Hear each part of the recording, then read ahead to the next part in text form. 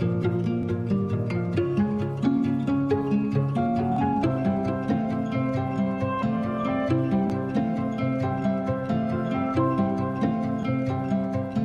con ustedes este tema, reivindicación de la sexualidad. Gracias, Leslie. Vamos a hablar de sexo. Me gustaría que al final de esta conferencia todos ustedes fuesen obsesos sexuales, en el sentido de que aprecien profundamente la sexualidad como una realidad que es una maravilla. Porque hemos hablado en la primera conferencia de la ideología de género como el mal de nuestra época. ¿Cómo venceremos a la ideología de género? Al mal no se le vence enfrentándose a cabezazos de frente con él. Al mal se le vence anegándolo en bien. ¿Cuál es el bien alternativo a la ideología de género? El profundo aprecio a la sexualidad responsable. Por lo tanto, no perderé mucho más tiempo, aunque haré alguna referencia, a criticar la ideología de género como tal.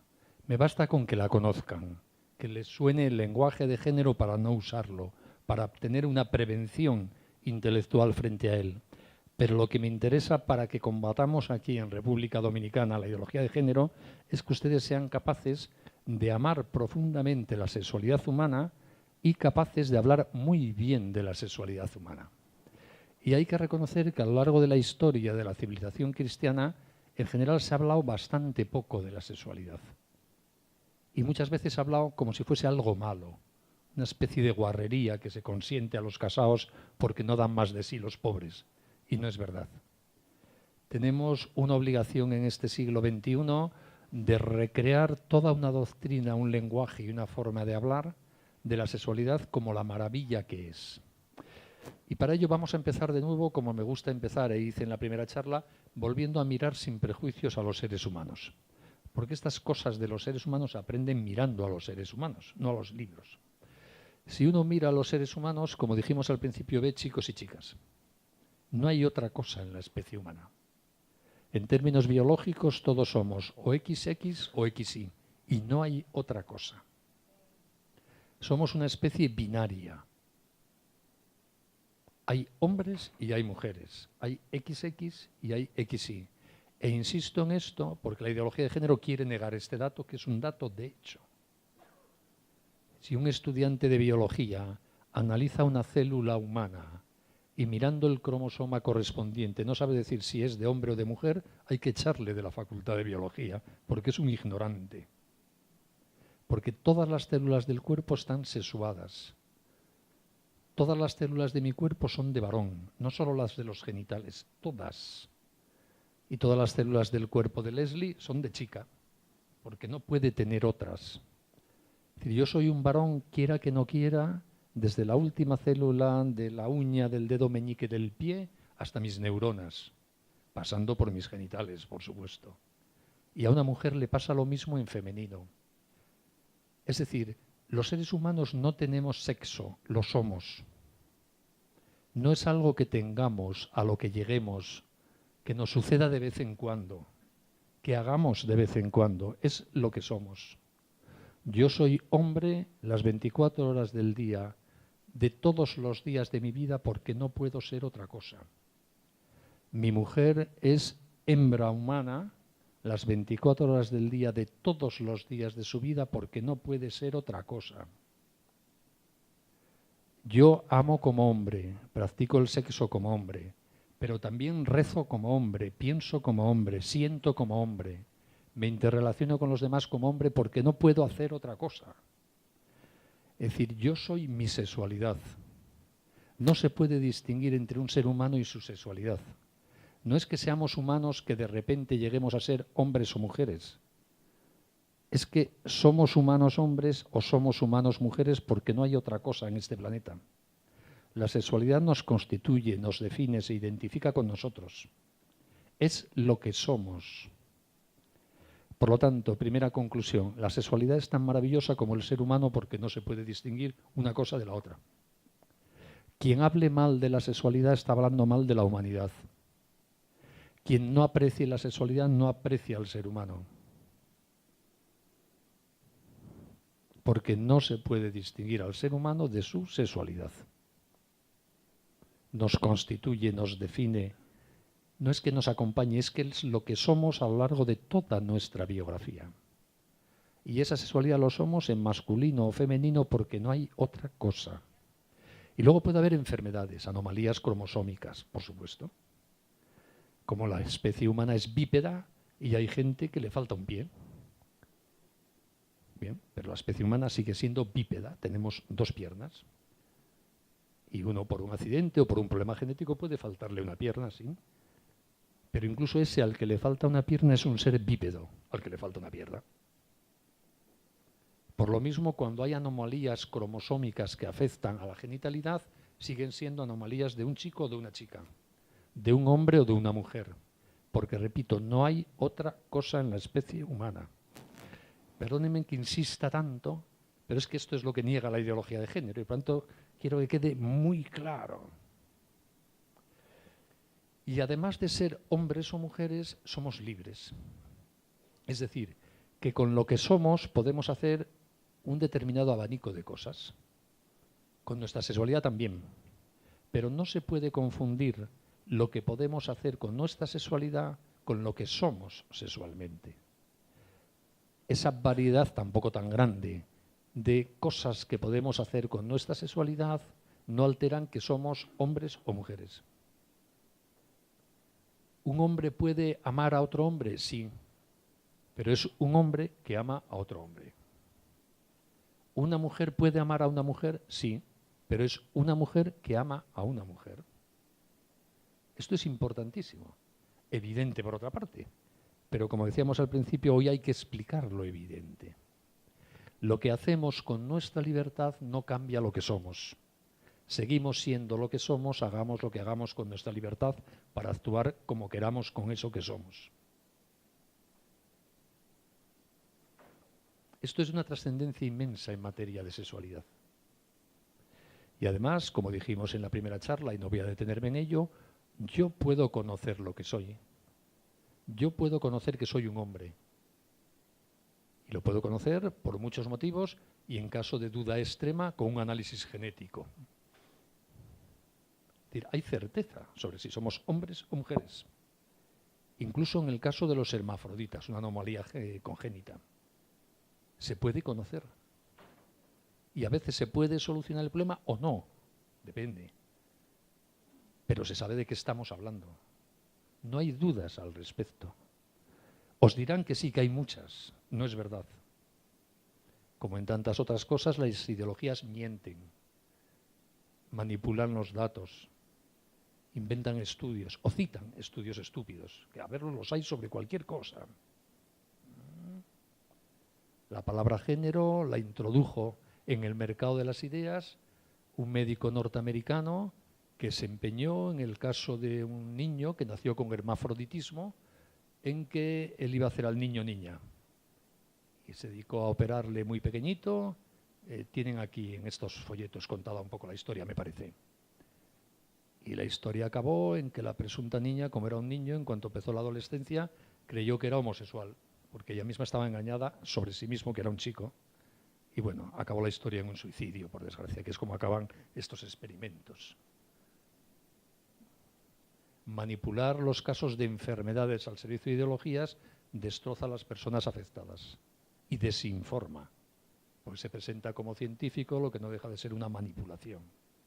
Tanto que no les engañen con estudios, que los citarán, los mismos que en España y de todos los sitios, y estadísticas. Pero la realidad es la realidad.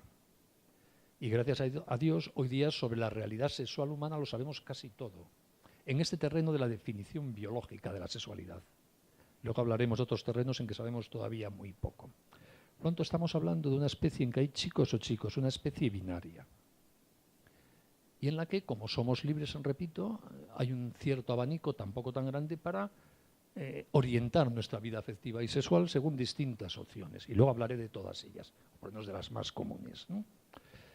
Cuando uno ve que somos chicos o chicas, si profundiza un poquito más, se da cuenta, sin necesidad de grandes estudios, que ese carácter binario de la especie humana no es una información aislada para los hombres por un lado y para las mujeres por otro, sino que basta ver la configuración corporal y la funcionalidad fisiológica de la sexualidad en chicos y chicas para entender que hay una interrelación entre las dos, que son complementarias. Podía no ser así, pero lo son.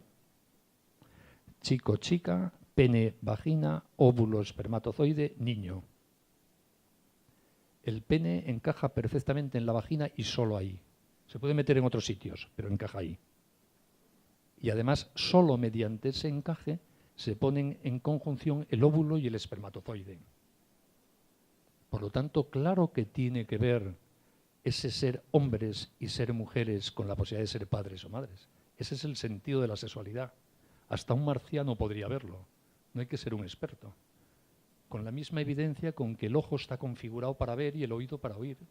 ¿Se puede usar para otras cosas? Sí. En el ojo te puedes poner gafas, pero está hecho para ver. Y en el oído te puedes colgar pendientes, pero está hecho para oír. Los ejemplos son tontos probablemente, ¿no? Y claro que la sexualidad humana en ese carácter binario que se manifiesta morfológicamente en los genitales, en la vagina y en el pene, tiene que ver con esa conjunción que posibilita la vida, obviamente. Es un dato de hecho. En el hombre y en cualquier mamífero, dicho sea de paso. Igual que no dudamos en los mamíferos, no hay por qué dudar en el ser humano. La diferencia es que como los humanos somos libres, podemos usar eso mismo para otras cosas, porque somos libres. Pues bien. Una vaca no se colocará un piercing. Una mujer se lo puede colocar en la oreja, pero la oreja es en la vaca y la mujer para oír. Vamos, el conjunto del sistema auditivo. Por lo tanto, claro que la sexualidad humana tiene un sentido. Es obvio. Repito, no es un dato filosófico ni el fruto de una reflexión moral, ni algo que nos haya descubierto Jesucristo. Está ahí desde que hay hombres sobre la tierra. La sexualidad humana tiene un sentido que es la vocación a la paternidad, a la maternidad, úsese o no para eso. Y por lo tanto la posibilidad de ser padres y madres nos define también. Ejercitémosla o no. Esto es muy importante para entender a los humanos. Somos los varones seres sexuados en masculino que podemos ser padres. Y son las mujeres seres sexuados en femenino que pueden ser madres. Importantísimo para entender a hombres o mujeres. Y para ver cómo funcionamos en la vida. Porque es que es lo que somos, repito, no algo que tengamos, es lo que somos. Por lo tanto, la sexualidad humana tiene un sentido, que es la posibilidad de la paternidad y la maternidad. Y como somos seres cronológicos, les dije en la primera conferencia, nuestra vida tiene un decurso temporal, todo lo humano debe ser educado en el tiempo para optimizar su funcionalidad. Yo, si quiero, por ejemplo, tener alguna posibilidad algún día de ser premio Nobel de Química, no puedo empezar a estudiar química 6 meses antes de que otorguen el Nobel. Tendré que empezar a estudiar química 50 años antes. Y así, a lo mejor, y con suerte, logro optar al premio Nobel. Y si quiero tener alguna posibilidad de tener una medalla de oro en una olimpiada en los 100 metros lisos, no puedo empezar a entrenar un año antes. Tendré que empezar a entrenar 20 años antes. Y así, a lo mejor, hay alguna posibilidad de que pueda optar a la medalla de oro. Pues por lo mismo, si yo quiero, en un momento de madurez, poder usar mi condición sexuada para ser padre o madre, tengo que educar mi sexualidad desde 30 años antes. Porque todo lo humano debe ser educado en el tiempo para optimizar su potencialidad. Esa educación del cuerpo para amar es lo que la vieja sabiduría cristiana llamaba la castidad. Que no es una colección de manillas, de prohibiciones o de reglas. Es cómo educar el cuerpo humano para que esté en mejores condiciones de poder amar, para poder ser padre o madre. Y eso no se improvisa porque nada humano se improvisa. Como somos seres biográficos, tenemos que construir en el tiempo nuestro proyecto de vida educando nuestro cuerpo, nuestras potencialidades. En la vida intelectual, en la física y en la afectiva, en todas. Y por eso la capacidad humana de ser padres o madres con la sexualidad exige educación. Hay que preparar el cuerpo para poder amar. ¿Y eso en qué consiste? Pues consiste, en primer lugar, en ser capaces de controlar nuestro cuerpo. Porque no somos voluntades puras. Igual que yo, solo con la voluntad no puedo conseguir que mis músculos estén en condiciones óptimas de correr los 100 metros lisos, tengo que educar mis músculos. Y además no es lo mismo educarlos para los 100 metros lisos que para la natación o para el tenis. Depende de lo que quiera, tengo que educarlos de una forma. Solo con querer diciendo, yo ahora voy a ser el mejor atleta del mundo, no lo voy a conseguir. Y además tendré que cuidar qué como, qué bebo, cuántas horas duermo. Se puede decir en forma de prohibición, no comas, no bebas, no trasnoches, bueno, pero se trata de otra cosa, es educar mi cuerpo para que sea un cuerpo atlético. Pues con la educación para la vida asexual y afectiva pasa lo mismo. Estudiando al ser humano vamos viendo qué condiciones facilitan el amor y cuidamos esas condiciones. Se puede leer en clave de prohibiciones si se quiere bien, pero no se trata de eso, se trata de educarlo para amar. Y eso implica tener un dominio de nuestras pulsiones para poder dárselo a las personas a las que amamos y no a otras. Eso implica un cultivo de una sexualidad que no sea egoísta, por eso la conveniencia de superar hábitos como la masturbación. Hay gente que dice, ¿qué obsesión? No, es que si tú usas tu posibilidad física para tener placer para ti mismo, estás introduciendo una dimensión egoísta en la sexualidad que hace más difícil la sexualidad que es donación. Pues normal, pues claro. Y si una vez uno se masturba, se ha hundido el mundo, no, pide perdón. Es como si el atleta un día se emborracha, ya no puede ser atleta, no, pues tendrá que al día siguiente hacer más ejercicio. No se hunde el mundo por cometer errores de vez en cuando, pero hay que generar esa dinámica de educación, de generación de hábitos, que te van a hacer una persona que cuando llegue el momento estás en condiciones de amar fetén, que es de lo que se trata. Por lo tanto, hay una educación de la sexualidad que se entiende y tiene sentido y se sabe en qué consiste cuando se sabe para qué sirve la sexualidad, para amar, para ser padres o madres. En el fondo es bastante sencillo, la verdad, no hay que complicarse mucho la vida, ¿no? Bien, por eso, cuando uno es joven, tiene que empezar a descubrir y conocer su sexualidad, el sentido de su sexualidad y aquellos hábitos que facilitan cuando seas más mayor amar con la sexualidad. Y así vas teniendo criterio sobre lo que conviene y lo que no conviene. Y eso es muy importante porque así, si haces lo que no conviene, sabes que te has equivocado y eso es importantísimo. Es lo que decíamos antes, si metes la pata, saca la pata y ya está. El problema es que quien no tiene criterio no sabe cuándo ha metido la pata y por lo tanto tampoco sabe cuándo tiene que sacarla. Y por eso es tan importante formar a la juventud y a los mayores en qué cosas son buenas y qué cosas son malas, qué cosas son mejores y qué cosas son peores, porque así tenemos un criterio para qué ir haciendo con nuestro cuerpo. Y por eso es tan importante que desde muy pequeñitos en familia eduquemos en sexualidad, lo dije antes, a nuestros hijos.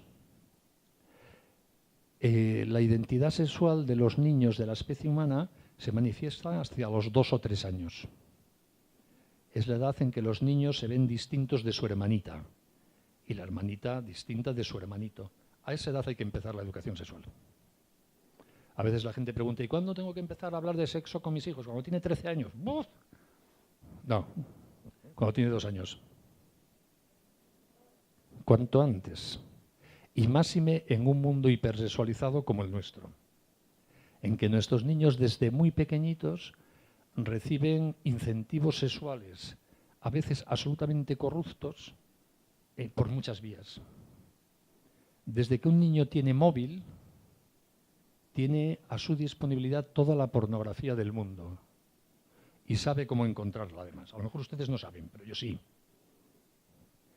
No podemos dejarles indefensos en ese momento. Tienen que tener criterio, saber qué es bueno y qué es malo. Y no les digo nada si en las escuelas desde pequeñitos se les da una educación sexual que consiste en enseñarles zoología del sexo y animarles a experimentar, que es lo que pretenden muchos gobernantes, en mi tierra y en esta, por lo que he visto. Los niños no pueden salir de casa a la escuela, a las nuevas tecnologías, sin tener criterio sobre estas cosas. Hace muchos años el mundo no era así, pero ahora lo es. Y a nuestros hijos los educamos para este mundo, no para el del pasado. Hace no muchos años, si los padres no se ocupaban de la educación sexual de sus hijos, eran unos irresponsables, pero en el fondo tampoco pasaba nada. Los educaba la sociedad. Había seguridades ambientales en esta materia. Hoy día, si no nos ocupamos de la educación sexual de nuestros hijos, somos unos traidores, porque los dejamos desarmados frente a la confusión al respecto que existe en nuestra sociedad. Por lo tanto, padres y madres, hoy día ocuparnos de la educación sexual de nuestros hijos desde muy pequeñitos es una obligación absolutamente irrenunciable. Y además, educar en familia es muy fácil. Siempre habrá gente que quieran convencerles a ustedes de que educar es muy difícil, que no están ustedes preparados, que para educar hay que tener un psicopedagogo en la nevera de la cocina de casa, y no es verdad. Porque en la familia se educa con la naturalidad del amor.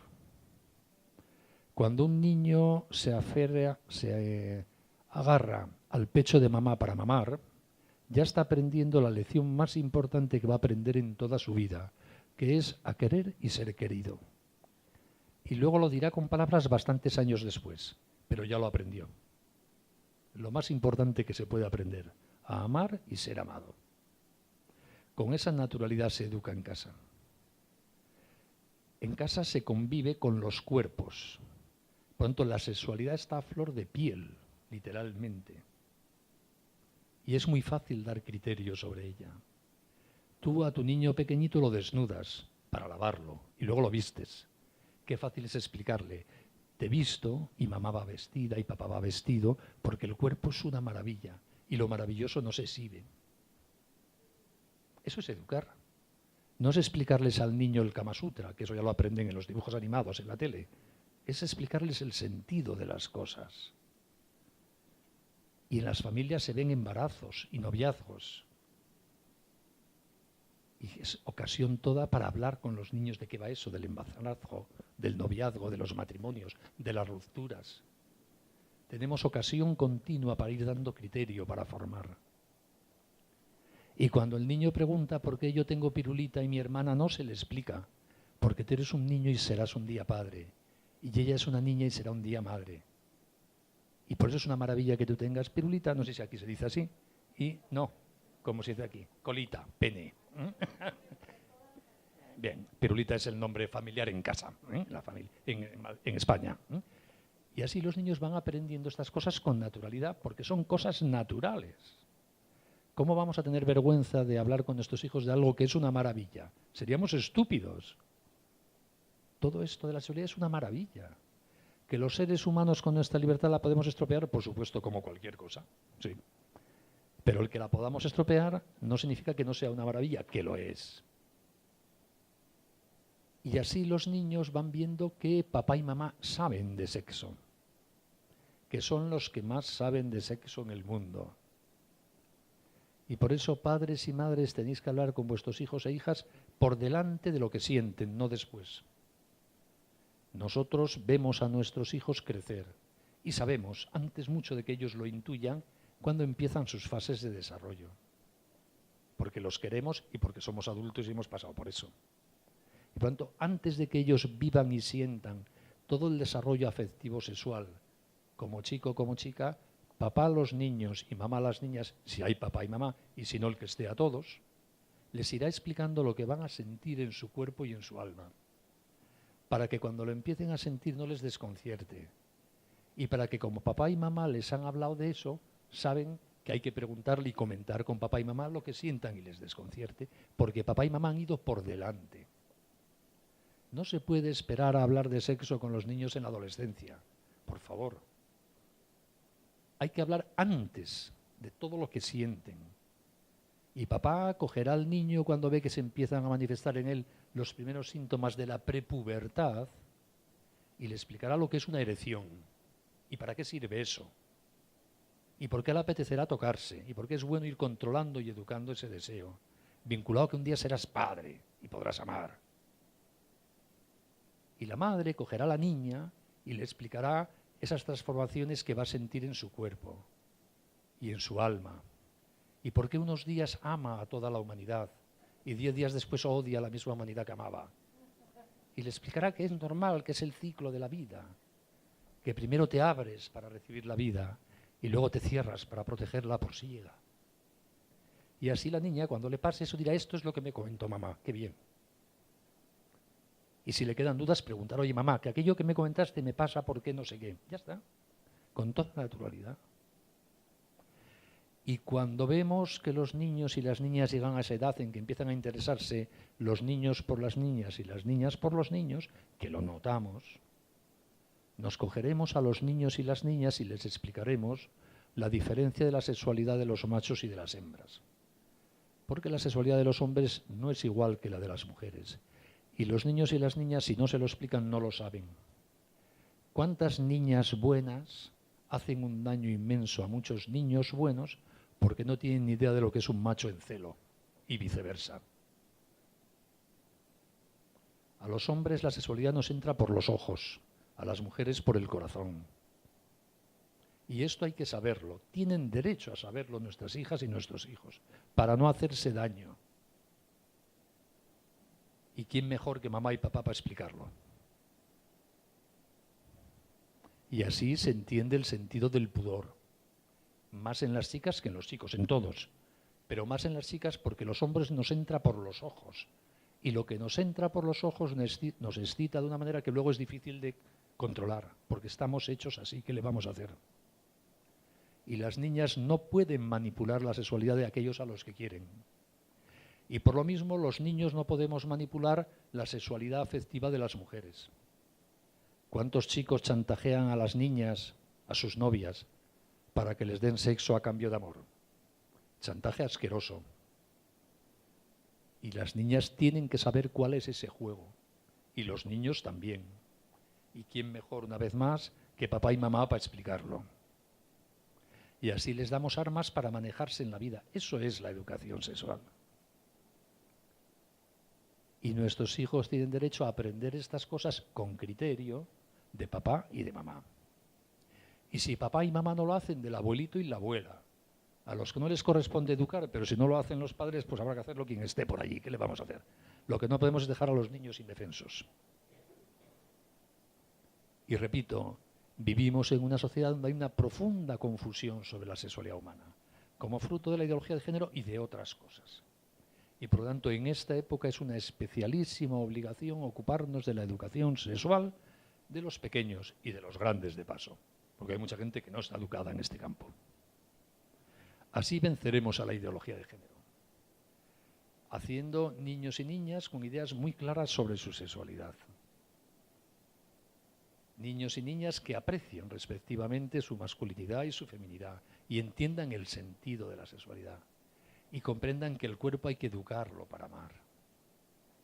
Porque si no empieza esa sexualidad promiscua temprana, embarazos adolescentes, rupturas y abandonos, abortos, y vidas de críos y crías inmaduros empiezan a cargarse ya con una cadena de desastres que pesan toda la vida sobre ellos. Es muy ilusionante una sexualidad responsable. Cuesta, pero es muy ilusionante, porque ayuda a ser muy felices. Y los chicos y las chicas esto no lo saben porque les falta experiencia. Tendrán que contárselo los que sí lo saben porque tienen más experiencia. Los niños y las niñas son muy fácilmente manipulables en este terreno porque no tienen ni idea ni de lo que funciona a largo plazo ni de lo que no funciona a largo plazo. Lógico, no tienen experiencia vital. Por eso los que sí la tenemos que contársela y transmitírsela. Si no, los dejamos desarmados. ¿Y cómo es creíble la información sobre sexualidad que dan papá y mamá? Si papá y mamá son felices. Todos los seres humanos queremos ser felices. Es una característica de la especie. Y por lo tanto, a todos los seres humanos la gente feliz nos atrae y nos resulta creíble. Y por contra, la gente tristona y amargada nos resulta repugnante e increíble. Si papá y mamá se quieren y son felices, cuando expliquen al niño que forma parte de esa felicidad esta visión de la sexualidad, resultará atractiva para los niños. Si papá y mamá son unos tristones amargados, cuando al niño le expliques que quieres que vivan como tú, dirán que ni de broma, vamos, porque no quieren ser unos tristones amargados, lógicamente. Por eso el testimonio de vidas felices e íntegras es hoy día fundamental para hacer creíble esta visión del ser humano y de su sexualidad. Si no, parecerá que somos unos amargados, entristecidos, que queremos amargar la vida de los demás, extendiendo unas imposiciones absurdas, porque nos lo exige un tío vestido de blanco que vive en Roma para amargarnos la vida. Y no se trata de eso. Se trata de otra cosa. Pero eso debe expresarse con la felicidad personal. El testimonio de matrimonios cristianos que se quieren hoy día es imprescindible para nuestra sociedad. La visión de hogares cristianos donde la gente es feliz es imprescindible para nuestra sociedad. Y no digo hogares donde no haya enfados ni broncas, no. No pasa nada. La vida está hecha de todo, pero donde hay cariño. ¿Cuántos niños en mi tierra, por lo menos, no han visto una familia jamás? Han visto a papá y a mamá romper, reconstituir familias, volver a romper. No saben lo que es una familia, no tienen ni idea. Y luego, en las series de televisión, en las películas, lo que ven es lo contrario, que los que viven una vida matrimonial monógama y estable son dos viejos antipáticos e insoportables que hay por ahí en una esquina, y que los que son felices y guays son el homosexual, el promiscuo y no sé qué más. Y claro, como quieren ser felices, querrán ser homosexuales, promiscuos, etcétera, porque son los felices, no por maldad. Por lo tanto, nuestra sociedad exige el testimonio de gente que viva una sexualidad responsable y que se le note que es feliz. Eso es fundamental. Si no, no seremos creíbles. Y eso está en manos de todos. Una vez más, eso no se aprende mirando al Parlamento. Se aprende mirando a la gente que te rodea. El niño que ha visto a papá y a mamá, que llevan 30 años casados y que se quieren. Y ha visto al abuelito y a la abuelita que llevan 50 años y que siguen cogiéndose de la manita, a ese niño no hay que explicarle que el matrimonio es una fuente de felicidad, ya lo sabe. Pero ¿cuántos niños en mi tierra por lo menos ya no han visto eso? Pobrecillos. Y luego los criticamos. El mal ejemplo que les hemos dado. Lo que se destruye con la deslealtad a nuestros amores, a nuestro alrededor, casi sin querer. Estamos hablando de temas muy serios e importantes. Y luego no hay que olvidar que el cuerpo humano tiene memoria. Precisamente como somos seres cronológicos, lo que hacemos con el cuerpo se va grabando en el cuerpo. Se generan hábitos, para bien o para mal. Y por eso, si uno habitualmente, durante un tiempo, practica determinadas cosas en materia de sexualidad, por ejemplo la masturbación, le costará mucho dejar de masturbarse. Se puede conseguir, pero le costará. Normal. Y al revés, cuando uno se educa a sí mismo para controlar esa tentación de la masturbación, cada vez cuesta menos. Normal. Como al que intenta correr los 100 metros lisos, cuando empieza le cuesta 100 minutos, minuto por metro. Cuando a lo mejor lleva 10 años entrenando, lo corre en 15 segundos. Y cada vez le costará menos correrlo en 15 segundos. Por esto exige tiempo, dedicación, reiteración, generación de hábitos, poner los músculos a tono. Pues en materia de sexualidad lo mismo. Por eso esta educación del cuerpo para el amor implica ir generando en uno mismo hábitos que afectan a cómo se trata el propio cuerpo y cómo se trata el cuerpo de los demás, cómo se mira el cuerpo de los demás. Por ejemplo, hoy día está haciendo, por lo menos en Europa, no sé aquí, un daño inmenso la pornografía, especialmente a los hombres. Por lo que decía antes de que a los hombres nos entra por los ojos la sexualidad. La mayor causa no lo puedo demostrar, pero intuyo que la mayor causa de destrucción matrimonial hoy día en el mundo es la pornografía. Porque genera en los hombres una forma de mirar a las mujeres incompatible con el amor. Es el uso, la manipulación. Es utilizar tu imagen para mi propio placer egoísta. Y cuando te acostumbras a eso, miras ya a tu mujer también así. O a tu novia. Y así no se puede construir una relación de donación mutua. Esto tienen que saberlo nuestros hijos porque este mundo nuestro les ofrece la pornografía gratis y a expuertas. Y tienen que saber por qué no hay que dejarse entrar en ese mundo. Y a la vez saber que si un día por curiosidad entran tampoco pasa nada. Una vez más, es una metedura de pata a rectificar. Pero que engancha como una droga. Incluso ya hay estudios que demuestran que el consumo habitual de pornografía genera deformaciones cerebrales de las mismas zonas del cerebro que se deforman con la cocaína, porque es una droga. Y por eso los hábitos arraigan y cuestan superarlos. Es de esos temas en que, si uno entra en esa dinámica, hay que pedir ayuda. Como se pide ayuda para superar el alcoholismo o la drogadicción. Porque nos puede pasar a cualquiera, o puede pasar a cualquiera de los que queremos. No es anodina la pornografía. Esto las mujeres lo soléis entender menos porque no sabéis lo que somos los hombres. Pero es así, os lo digo yo. Digo, hablo con categorías generales, también hay mujeres adictas a la pornografía, ¿no? Todo eso hay que cuidarlo. Y por eso también el pudor en las mujeres es muy importante. Lo siento. Hay un refrán en España que dice, tiran más 2 tetas que 2 carretas. Y es así, lo siento mucho. Las mujeres tenéis que estar muy guapas y atractivas, pero no podéis ser excitadores sexuales de los hombres, porque nos hacéis daño.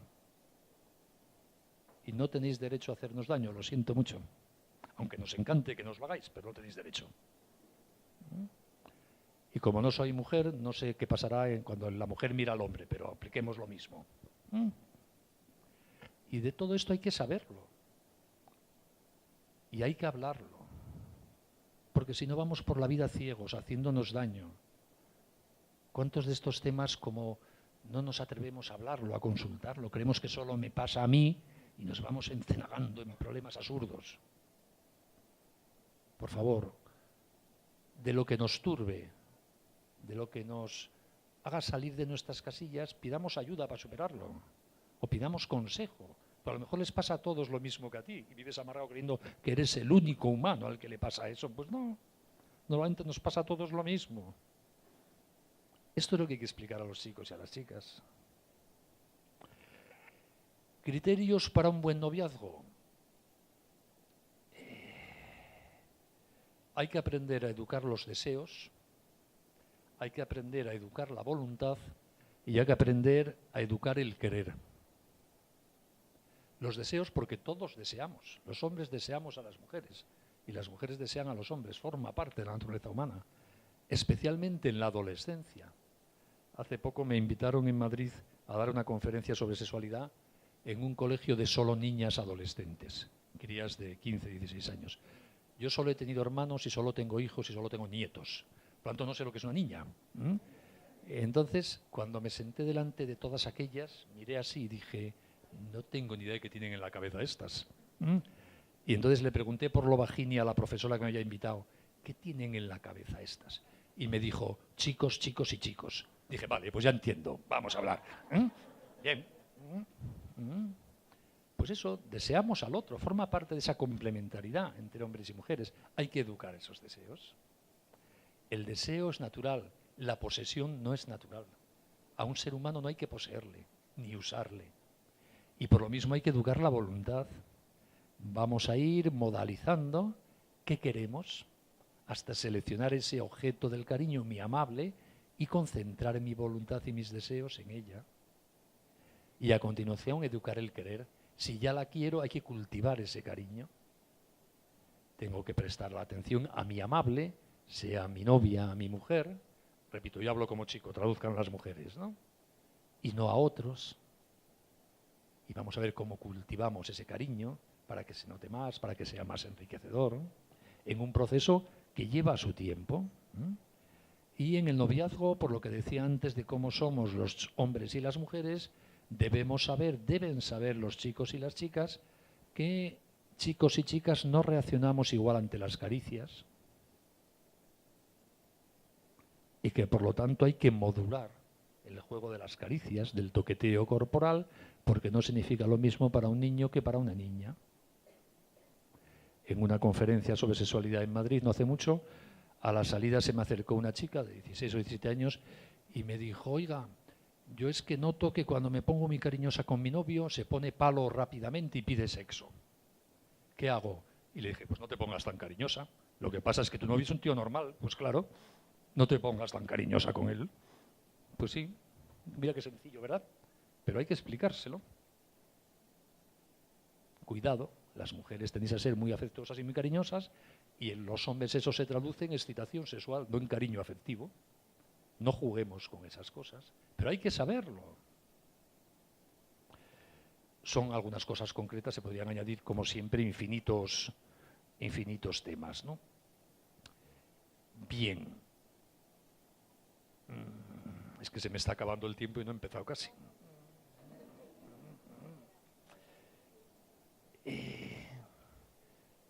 Como les dije antes, no podemos confundir nuestra libertad con lo que somos.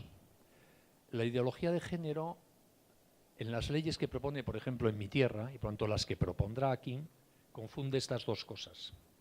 ¿Cuál es el planteamiento legal de la ideología de género?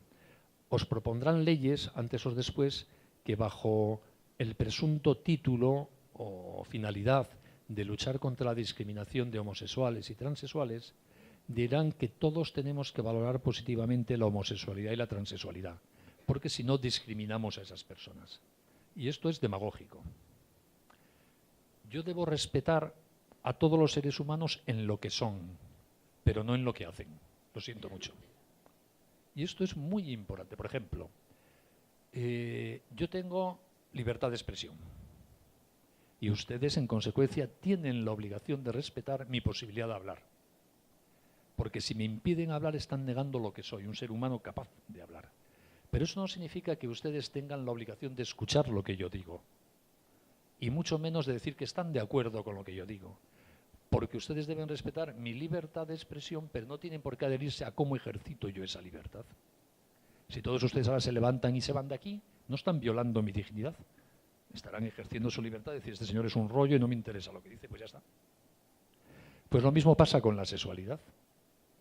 Yo respeto a todos los seres humanos, pero tengo todo el derecho del mundo a decir, lo que tú haces con tu sexualidad me parece fetén, y lo que tú haces me parece un error. Y no estoy atentando contra nadie. Porque lo que hace la gente con su libertad sexual, tengo derecho a que me guste o no, a querer verlo o no, a parecerme óptimo o no. Y no atento a la dignidad de nadie. La falacia publicitaria de la ideología de género es decir, no, si tú dices que esa forma de ejercer la sexualidad no te parece óptima, estás atacando a esa persona. ¿Por qué? No caigan en esta trampa dialéctica, porque si no todos tenemos que alabar todas las formas del ejercicio de la sexualidad, sean mejores o peores, y no hay obligación de eso. Por poner un ejemplo que no resulta conflictivo, si yo a un señor que tiene un hábito masturbatorio consolidado le digo que me parece que no es una sexualidad madura, no le estoy ofendiendo, estoy dando mi opinión y tengo todo el derecho del mundo a darla. Que él quiere seguir masturbándose, que siga, pero yo tengo derecho a opinar. Pues lo mismo puedo decir de la homosexualidad y de cualquier otra cosa. ¿Qué sucede con estas leyes de imposición de la ideología de género que confunden las dos cosas? Y entonces dicen, como hay en la sociedad parte de la gente que no valora positivamente las relaciones homosexuales, hay que obligarles a que lo valoren positivamente.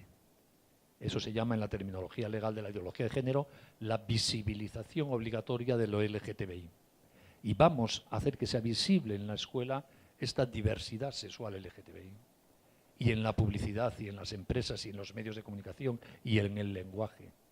Y así se nos va imponiendo, bajo la presunta noble finalidad de evitar una discriminación injusta, se nos va imponiendo una ideología. Ese es el proceso que estamos en Europa, y aquí llegará. Antes o después, pero llegará. Tienen que blindarse frente a esta demagogia y saber argumentar frente a ella. Si yo no quiero que en el colegio a mi hijo se le eduque en las prácticas homosexuales, tengo todo el derecho del mundo. Y no estoy metiéndome con nadie. Como si no quiero que se le eduque en la religión de Mahoma o en la doctrina del Ku Klux Klan. Tengo todo el derecho del mundo. Nadie me puede decir que estoy discriminando al Ku Klux Klan, a los musulmanes o a los homosexuales. No, estoy decidiendo cómo se educa a mi hijo, que tengo toda la libertad para hacerlo. Este es un tema que creo que es importante tenerlo claro para no dejarse desinformar por estas campañas que, repito, si no han llegado, llegarán aquí como en el resto del planeta. Por lo tanto, y voy a ir acabando, porque si no me sacará Leslie la cartera esa de que se me he pasado del tiempo, ¿no? algunas ideas, como dije antes, por si quieren ustedes apuntarlas, así de un poco de resumen, ¿no? En todas las sociedades modernas hay más de una forma de entender la sexualidad. Es un tema sobre el que hay varias ideas. Y eso es absolutamente legítimo y normal en una sociedad democrática. Y por lo mismo el Estado no puede imponer una visión concreta de la sexualidad a nadie. Porque las opiniones sobre la sexualidad forman parte del libre mercado de la libertad ideológica, de pensamiento, religiosa y moral. Y por lo tanto el Estado no está legitimado para imponer la visión de la sexualidad de la ideología de género a todos los dominicanos, aunque quiera encubrirlo como una lucha contra la discriminación. Segundo, el sexo seguro no existe, que es otra de las disculpas para la educación sexual. Les dirán, hay muchos embarazos adolescentes, la pandemia del SIDA, las enfermedades de transmisión sexual, por lo tanto yo he estado para evitar eso, tengo que enseñar sexo seguro. El sexo seguro no existe, es un mito publicitario. Y de hecho, miren ustedes a Europa. Llevamos 40 años de campañas de educación sexual en sexo seguro en todos los países. Nos hemos gastado una fortuna. No paran de aumentar los embarazos adolescentes. El SIDA sigue ahí. Las enfermedades de transmisión sexual no las erradicamos. Porque es un mito el sexo seguro en términos de medicina preventiva. Al revés, lo que opera son dos principios clásicos de la lucha contra la enfermedad. El primero es la estadística. A más relaciones sexuales, más embarazos y más transmisión sexual. Como no hay sexo seguro, cuanto más se practique, más riesgo hay. Y por eso todas estas campañas que implican la incentivación a la promiscuidad sexual, en vez de acabar con los embarazos, los abortos y las enfermedades, los aumentan. Porque lo que incentivan en la práctica es promiscuidad sexual entre jovencitos y jovencitas. Repito, estadísticas de toda Europa. Hace poco ha salido un informe de la Inspección Nacional Francesa de Sanidad sobre este tema.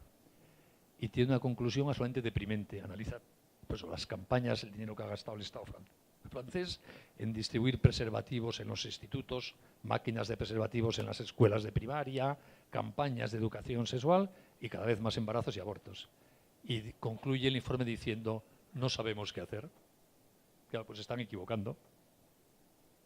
Lo que hay que enseñar es a la gente a amar, a tener una visión responsable de la sexualidad.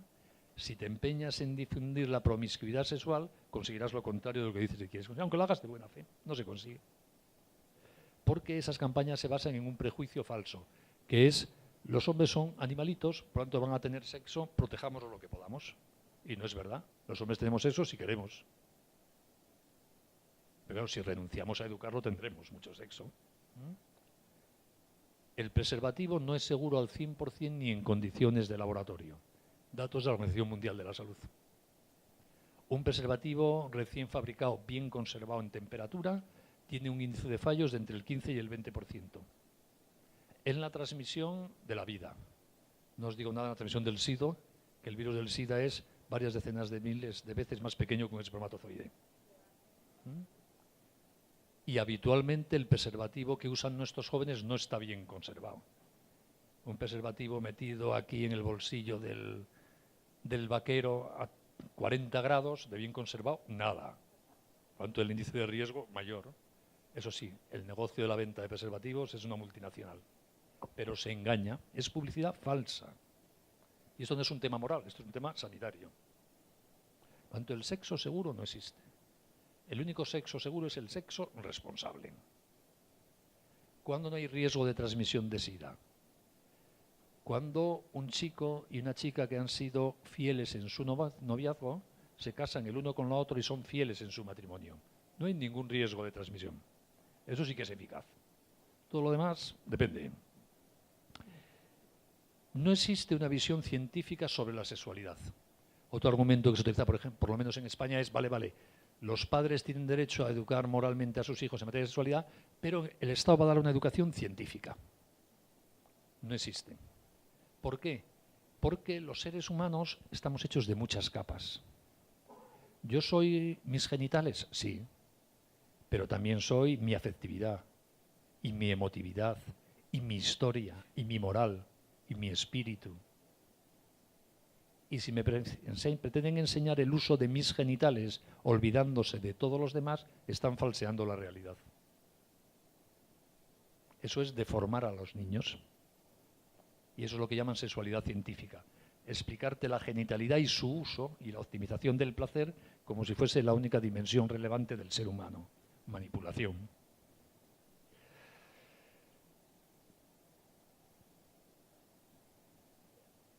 Aunque lo he dicho ya, voy a repetirlo. Somos libres. Nada de lo que hacemos nos define, aunque todo nos va constituyendo. En consecuencia, si metemos la pata hay que sacarla. Esto forma parte de la educación sexual de nuestros hijos. Una buena educación sexual es enseñar a los niños a tener certezas intelectuales y morales sobre su sexualidad y a la vez y con la misma intensidad enseñarles a amar su libertad. Porque si formamos a un niño en certezas morales, pero no ama su libertad, cuando meta la pata creerá que él en concreto no es apto para esos ideales que le hemos enseñado, que él por desgracia no da para eso. En cambio, si ama su libertad, sabrá que ha metido la pata y que puede seguir el camino del ideal. Por eso forma parte de una buena educación que enseñemos a nuestros hijos a amar su libertad. ¿Y cómo se les enseña a amar su libertad? Amándola nosotros. Pero no la libertad teórica de ese hijo nuestro que podría ser Santo Tomás de Aquino, no. La libertad de ese hijo tuyo con granos, perezoso y asquerosillo. O sea, la libertad concreta. Esa con la que se equivoca y mete la pata. Ama esa libertad y demuéstrale que la amas y que porque la amas le incentivas a usarla bien. Nunca desesperemos de nadie. Nadie es sus errores. Y esto sirve también para el propio análisis. No importa cómo somos el día H del mes K del año J de nuestra vida, importa cómo vamos a morir y para eso queda tiempo. Que tu hijo lleva metiendo la pata 85 años, bueno, si no ha muerto todavía puede rectificar, paciencia. Eso es querer, estar pacientemente disponible para ese que quieres lo que haga falta, para ayudarle cuando se deje. No podemos decir a nuestros hijos, es que tú eres desordenado, porque no es verdad. Aunque tu hijo lleve dándote pruebas fehacientes desde que le conoces, de que no ha ordenado jamás nada en su vida, que es lo que suele pasar con los niños, no es un desordenado. Es un niño que todavía está en condiciones de ordenar algo, a esperar, paciencia. No lo trates como si fuese desordenado, porque no es verdad. Aplíquenlo ustedes a lo que quieran. Sus hijos son una potencial maravilla y tienen que tratarlos como si fuesen ya esa maravilla que potencialmente son. Y así ellos tendrán incentivo para intentar serlo. Si ustedes les tratan como si fuesen el pequeño desastre que son hoy, les animarán a seguir siendo ese pequeño desastre siempre. Esto es querer. Y lo mismo vale para nosotros mismos. Yo no soy mis defectos y los conozco bastante bien. Hay que echarle paciencia también a mi vida, que a lo mejor algún día empiezo a mejorar algo en alguna cosa. Por eso siempre hay razones para la esperanza. Bien, y voy a concluir, aunque me he pasado de tiempo, con unas breves consideraciones, pero creo que son importantes, sobre la homosexualidad y la transexualidad. Primera consideración. A lo largo de la historia de la cristiandad hemos sido profundamente injustos con homosexuales y transexuales. Es un juicio así global y por tanto hemos hecho afirmaciones gratuitas muy fáciles, sin tener ni idea de qué estamos hablando. Maldad antinatural, ¡guau! Cuidado. El sustrato en el que se fundamenta la ideología de género para venderse, la discriminación histórica de la homosexualidad, es cierto, los hemos discriminado. Metiéndolos en la cárcel, quemándolos o marginándolos socialmente. Y eso es injusto. Y es injusto sobre todo porque no tenemos ni la más remota idea de cuál es la causa de la homosexualidad ni de la transexualidad. Por lo menos en los casos en que surge espontáneamente. Porque, aunque pueda parecer contradictorio con todo lo que he dicho hasta ahora, de la sexualidad humana sabemos muy poco. Porque la sexualidad humana está esencialmente aquí, en el cerebro, no entre las piernas. Y el cerebro humano es la parte más desconocida del universo. Sabemos más de los agujeros negros siderales que de nuestro cerebro, aunque pensamos a conocerlo un poco. Y por lo tanto, de los mecanismos últimos de la sexualidad sabemos muy poquito. ¿Por qué hay niños que a los 2 años se sienten niñas? Ahí no hay maldad ninguna, y eso pasa. Gracias a Dios, en muy pocos casos, pero pasa. ¿Por qué hay niños que a los 5 y 6 años se sienten atraídos por los niños? Ahí no hay ninguna maldad genital, por decirlo así, y sucede. No tenemos ni idea. Y por lo tanto, como no tenemos ni idea, no podemos hacer juicios descalificatorios, lo siento mucho. Y esto no es incoherente con afirmar que sabemos lo que es la sexualidad humana. Pero de determinadas cosas que nos pasan sabemos muy poquito, también el orden del cerebro, ¿eh? Porque hay gente que es neurótica o obsesiva o depre, pues sabemos muy poquito. Y eso no significa que no sepamos lo que es un ser humano. Pero pasan estas cosas de las que sabemos muy poco, son de las vinculadas al cerebro. Y la sexualidad está en el cerebro, repito. Por lo tanto, un poco de humildad en los juicios y en las valoraciones. Que eso no quita certeza a los modelos y a la ética. Pero cuidado con juzgar a las personas. Dicho esto, gracias a Dios empezamos a tener ya algunas luces, gracias al avance de las neurociencias, ¿de qué va esto? Empezamos a tener algunas luces. Y sabemos que el cerebro humano se sexualiza en la fase fetal. En la fase intrauterina es un juego de neuronas y hormonas el que construye el cerebro femenino o masculino, en un equilibrio inestable. Según las proporciones de testosterona o no que recibe el cerebro del feto, se masculiniza o feminiza. Y probablemente estas cosas que he mencionado tengan que ver con algún desequilibrio en esa fase. Y eso no quita que luego está la libertad humana, porque no hay determinismo. Pero es posible que algunos niños nazcan con cierta predisposición a la transexualidad o a la homosexualidad. Es posible. Y ojalá algún día lo sepamos con certeza, porque a lo mejor lo podemos tratar bioquímicamente, como tratamos la bipolaridad o las asociaciones. Ojalá lo sepamos. Y luego está la libertad. Porque tengamos las tendencias naturales que tengamos, todos somos libres. Los homosexuales y los heterosexuales. A mí no solo me gusta mi mujer, ni me atrae solo sexualmente mi mujer. Me gustan todas las mujeres del mundo porque todas sois estupendas. Y tengo que hacer un esfuerzo de libertad para concentrar mi capacidad de querer solo en mi mujer. O sea, que el decir esto no quita que los homosexuales son también libres luego para ormar su conducta. Ahora, ¿qué limitaciones a la libertad y a todo eso? Dios juzgará, no tengo ni idea. Como Dios juzgará en el caso de una obsesión sexual, enfermedad psiquiátrica conocida, sea de heterosexuales o de homosexuales, me da lo mismo. Prudencia, respeto a las personas, la caridad lo primero, y a la vez respeto a la verdad, que son completamente compatibles. ¿Se entiende lo que voy diciendo? Y lo mismo se puede decir de la transexualidad. Hay niños que se sienten niñas y niñas que se sienten niños, al margen de ninguna conducta personal, muy pronto. Y no sabemos por qué. ¿Cómo tratar eso? No tengo ni idea. Sí, hay cosas que sabemos y cosas que no sabemos.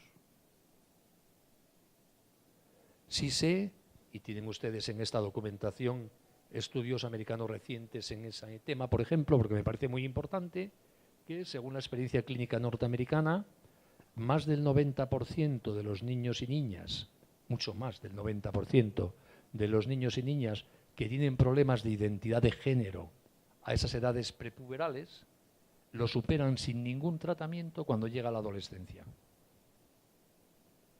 Y yo, que no soy médico, pienso que es porque es el otro momento en la vida, después del fetal, en que el cerebro se ve bombardeado por hormonas masculinas a femeninas. Y a lo mejor en ese momento se reequilibra lo que a lo mejor quedó un poco desequilibrado en la fase fetal. Pero es interpretación de alguien que no es médico. Pero también es verdad que hay un pequeño porcentaje de esos niños y niñas que pasa la adolescencia y siguen teniendo el mismo problema de identidad. Y no sabemos por qué. Por lo tanto, hay que tener mucha comprensión, mucho cariño, respetar a las personas, en el caso de los menores a los padres, y a la vez creo que es razonable aconsejar prudencia. No demos tratamientos a niños tan pequeños, que son irreversibles, para inhibir la pubertad, por ejemplo, para facilitar operaciones de cambio de sexo, cuando un porcentaje altísimo de esos casos se resuelven solo en la adolescencia, por ejemplo. Un poco de prudencia. No consideremos definitivo cosas que en una edad tan temprana no se puede valorar si es algo definitivo. Y a la vez no hagamos juicios de valor ni de descalificación generales de nada. Mucha prudencia. Creo que es muy bueno que las personas que defendemos una sexualidad responsable se vea que también defendemos con profundo cariño a todos los seres humanos y que no discriminamos a nadie y que entendemos a todo el mundo y que a la vez no renunciamos a defender la verdad sobre el ser humano que conocemos y que todas estas cosas son perfectamente compatibles. La ideología de género no tiene nada que ver con la homosexualidad, absolutamente nada. La ideología de género la defienden homosexuales y heterosexuales. Y mi visión de la sexualidad la defendemos homosexuales y heterosexuales. Porque de la conducta o las tendencias sexuales no se deriva ninguna ideología ni ninguna moral. Son cosas distintas. Por tanto, que no les engañen. No es verdad que luchar contra la discriminación de los homosexuales exija adherirse a la ideología de género. Pero a veces lo parece porque los que no se adhieren discriminan a los homosexuales. Cuidado con eso. Bien, muchas gracias por vuestra atención.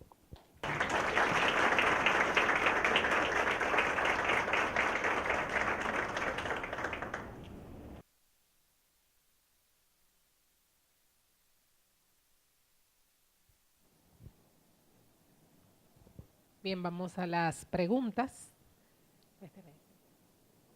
Pamela va a ayudarme llevándolo donde tengan, allá. Y yo se lo voy pasando aquí al señor Blanco.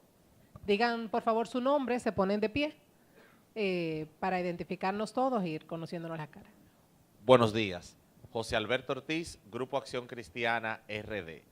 Don Benigno, ¿cuál es su opinión? Usted que es abogado, ha participado en política, también ha participado en el mundo empresarial y ya tiene la experiencia de manejar estos temas de ideología de género. Quiero saber su opinión sobre la posibilidad de que los grupos que defendemos la vida y el diseño de Dios para la familia, sin importar nuestra afiliación religiosa, de manera unida podamos construir puentes con los grupos políticos conservadores, tal y como sucedió recientemente en Estados Unidos, que se pudo impedir la victoria de la ideología de género encarnada en la figura de la señora Hillary Clinton y revertir un poco las políticas radicales del gobierno de Barack Obama.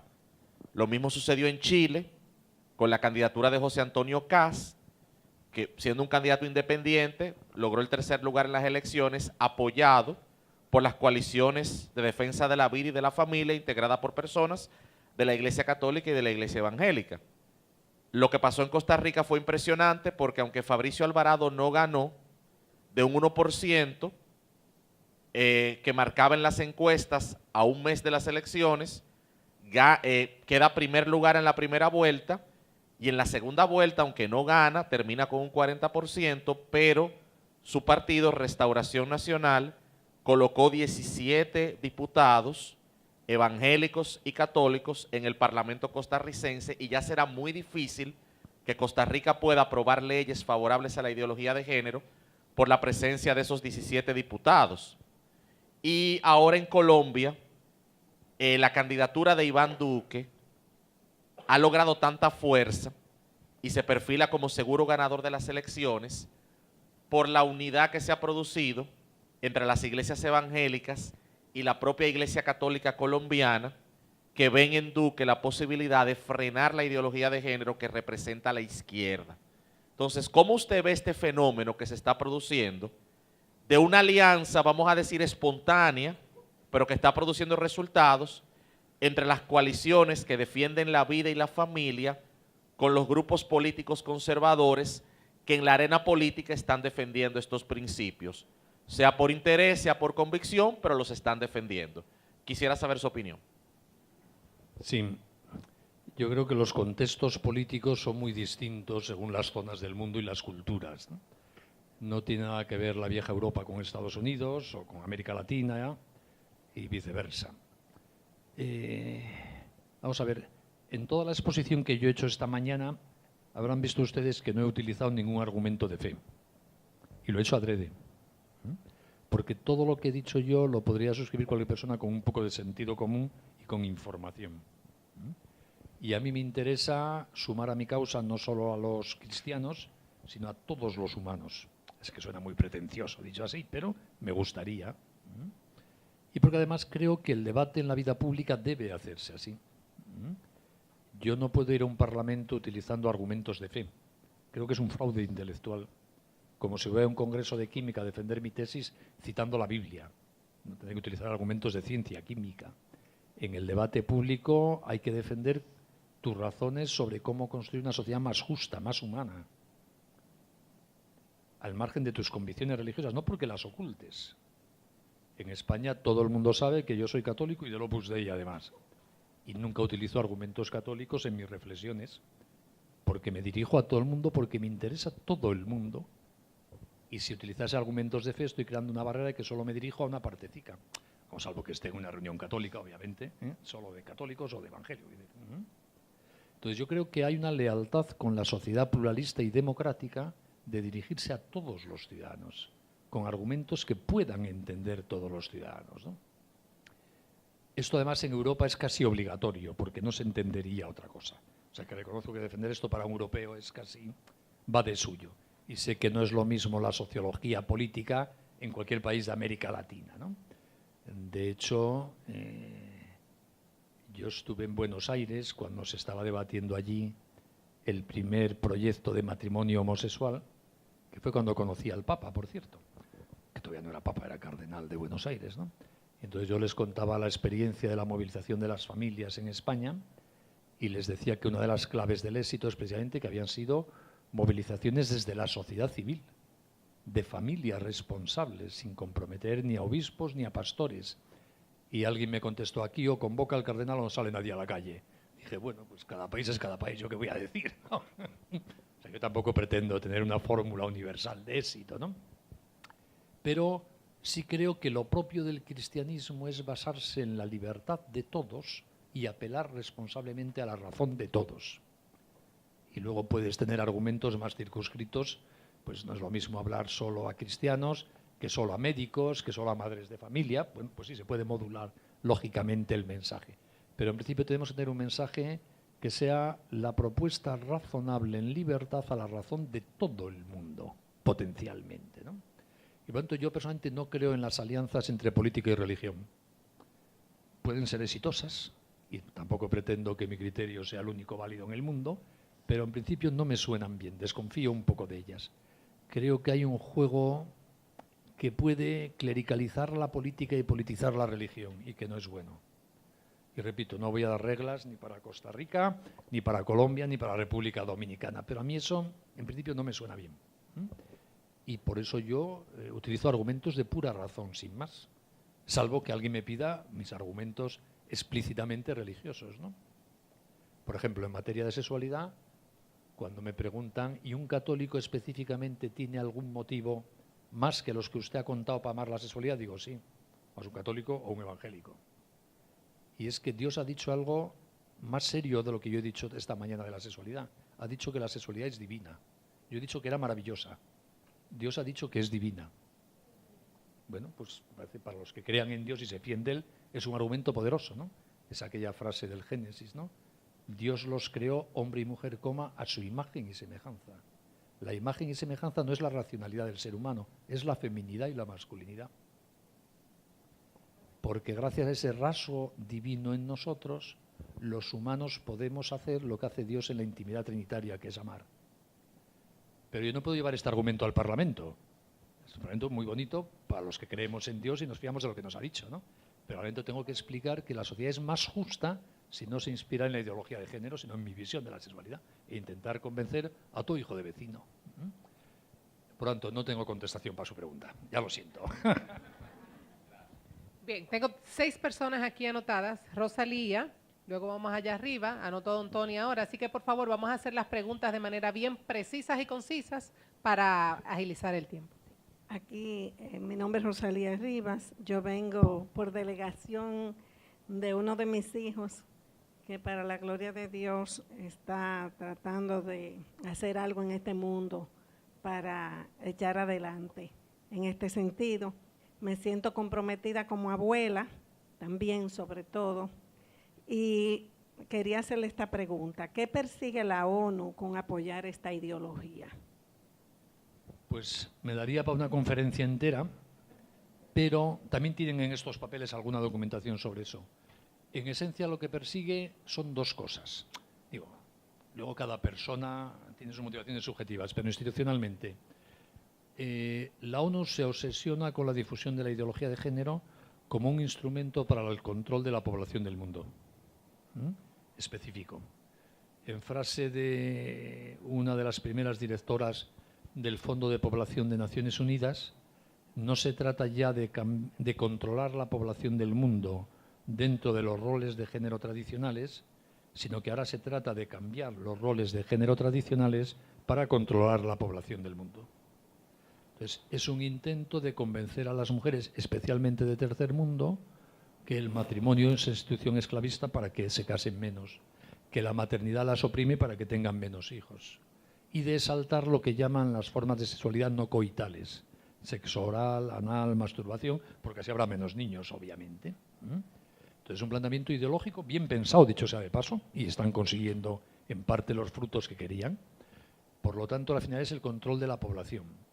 Pero con el tiempo se han añadido más cosas.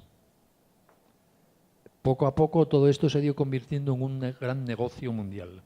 No solo económico, sino que miles y miles de personas políticas, funcionarios, en el mundillo intelectual, periodístico, viven de este rollo del género.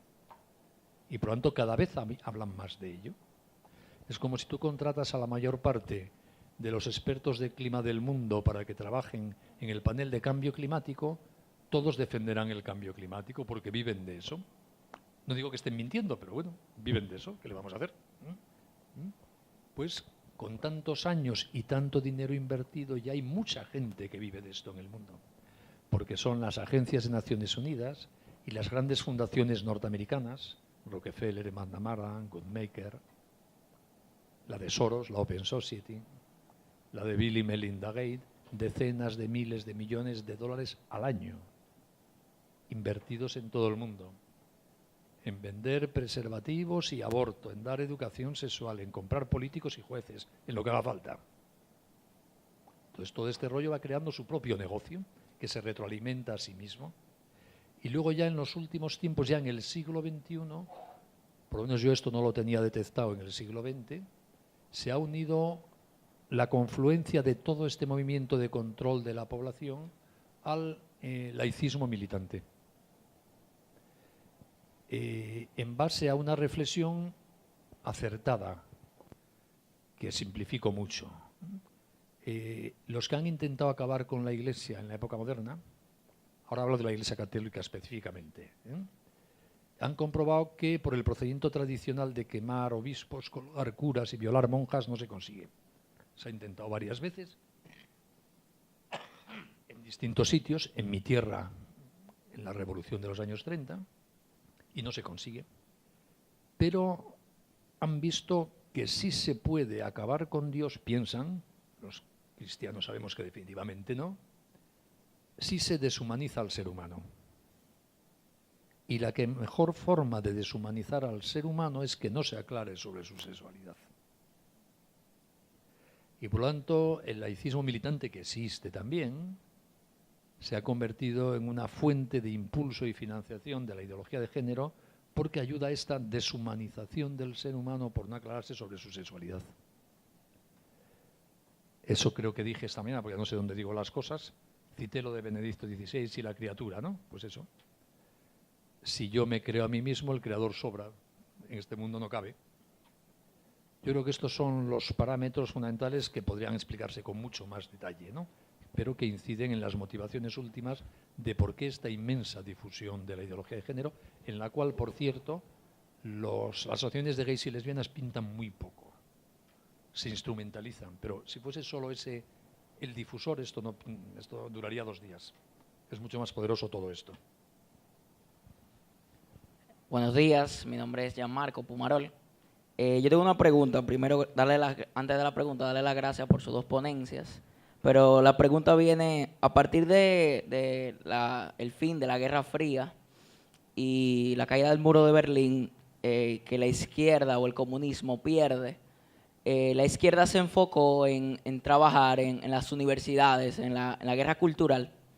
Y hoy en día es evidente que han ganado un terreno que la derecha no conquistó y que con temas de ideología de género, aborto, han logrado entrar en las mentes de los jóvenes, de los universitarios.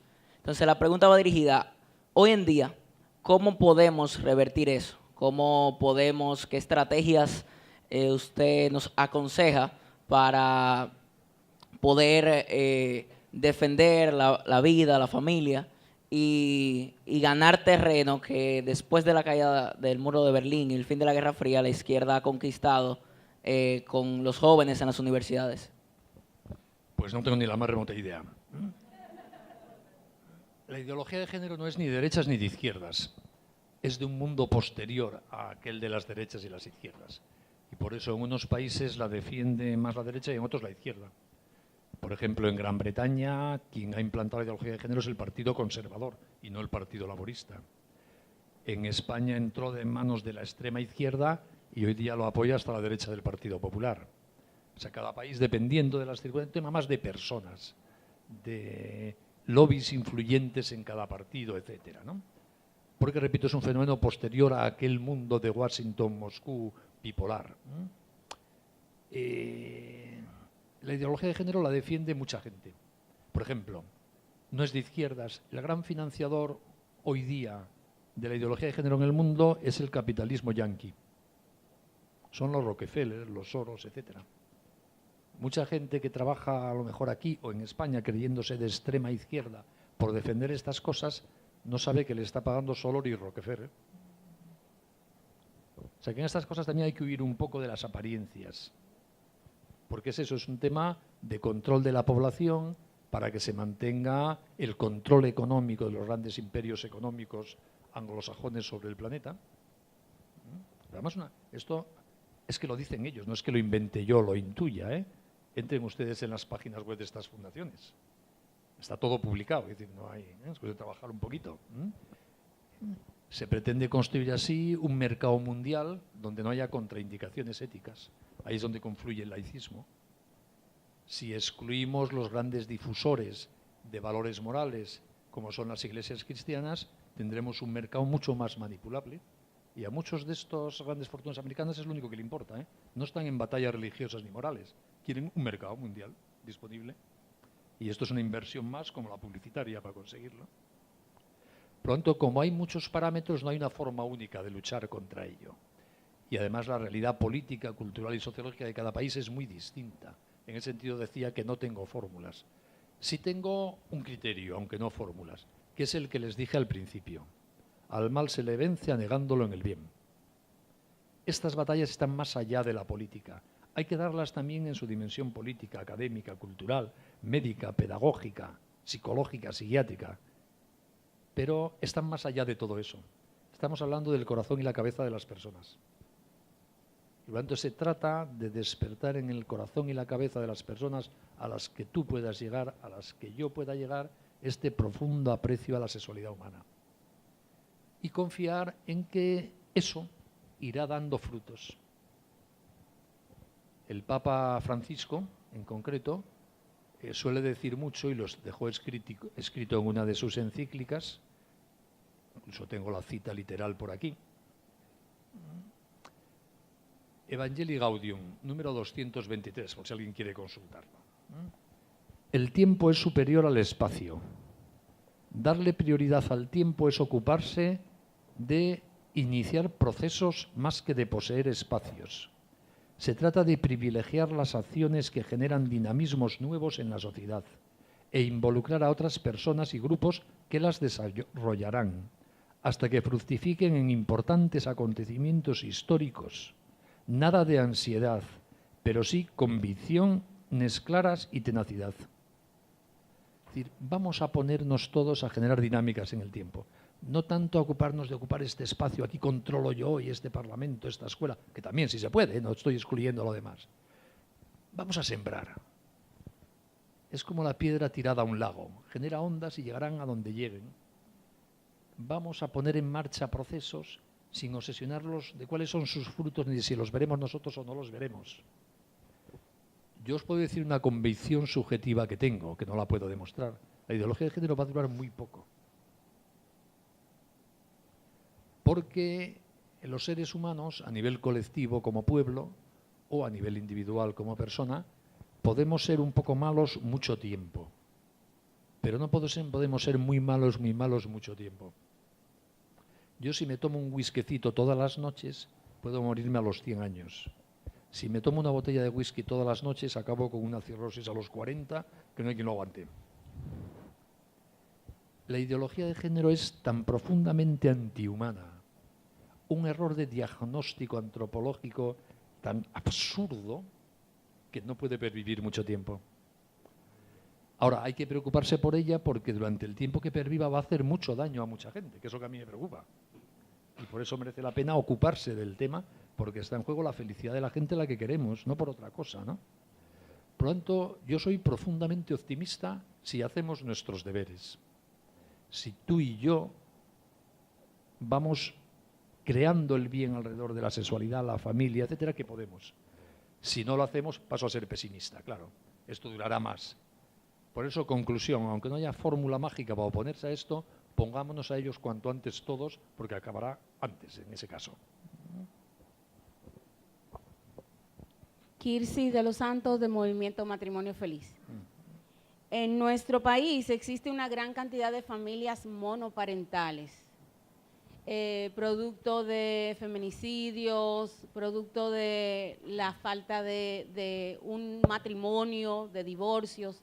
Entonces, usted dijo en su exponencia que la sexualidad se aprende por el ejemplo, la necesidad de la paternidad y de la maternidad en una familia. Entonces, tenemos muchos niños carentes de esas figuras, donde sí podría haber una abuela, porque perdieron ambos padres producto de una violencia, un feminicidio, y queda una abuela, pero tenemos esa carencia de esas figuras y de esta masculinidad sana, de esa paternidad responsable. Hay mucha maternidad y entonces tenemos una contraposición porque la jerarquía y los entes de poder son masculinos. Entonces tenemos esa lucha. Entonces queremos orientación hacia dónde dirigirnos, cómo poder construir una masculinidad responsable y ese ejemplo tanto de mujer y de hombre que necesitan nuestros hijos. Casi todo lo humano es imperfecto. ¿El ideal de una familia cuál es? Un padre y una madre que se quieren con locura, que tienen unos hijos a los que quieren con locura y a los que dedican muchísimo tiempo, pero la vida humana suele ser un poco más imperfecta que eso. Entonces, ¿cuál es la familia real que encontramos en la sociedad? Algunas responderán a ese modelo ideal, otras se acercarán en un 98%, otras a lo mejor solo en el 70%, otras a lo mejor solo en el 2,5%. Pues muy bien, tenemos que jugar con eso. Es el juego de la libertad, de la cultura, de las tradiciones.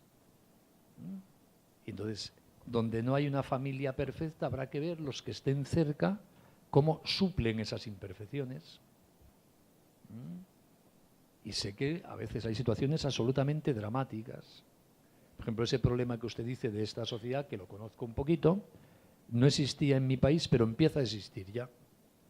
Porque, sin darse las circunstancias sociológicas de aquí, cada vez más mujeres deciden tener niños sin marido, porque el marido es un estorbo.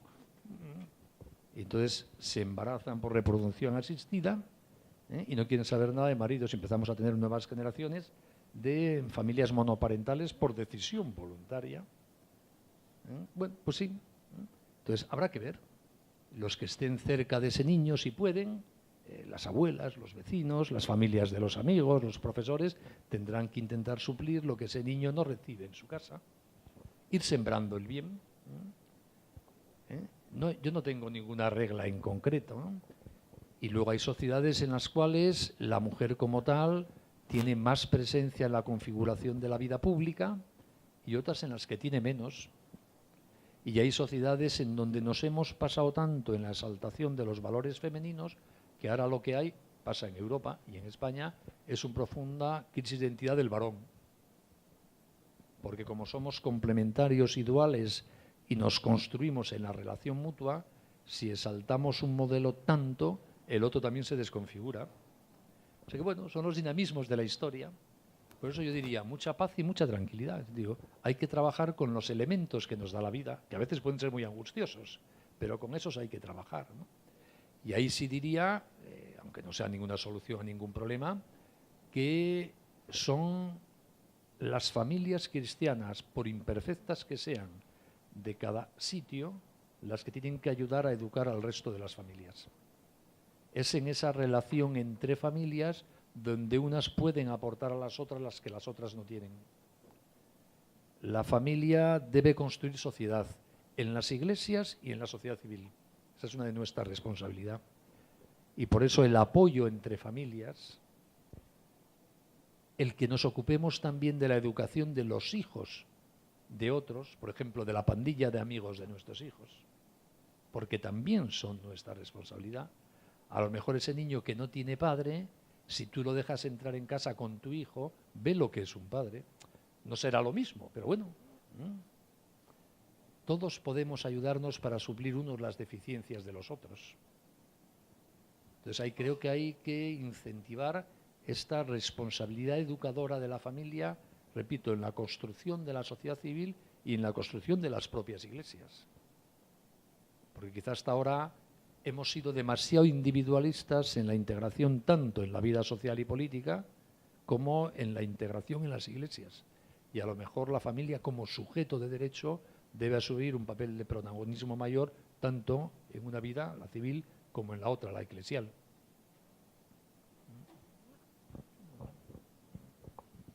Buenas, doctora Audrey Reynoso, Asociación de Médicos Católicos de San Pedro de Macorís. Yo me voy a ir a un caso mucho más de trabajo. Un niño de 3 a 4 años que dice que quiere ser niña. ¿Cómo se le aconseja a los padres manejar ese caso? Porque también si lo dejamos tranquilo, vamos a esperar a ver lo que pasa en la adolescencia con una sociedad alrededor que lo está volcando a que si tú quieres ser niña, porque tiene que ser niña. Entonces, ¿cómo le decimos a esos padres? ¿Qué tienen que hacer en este caso?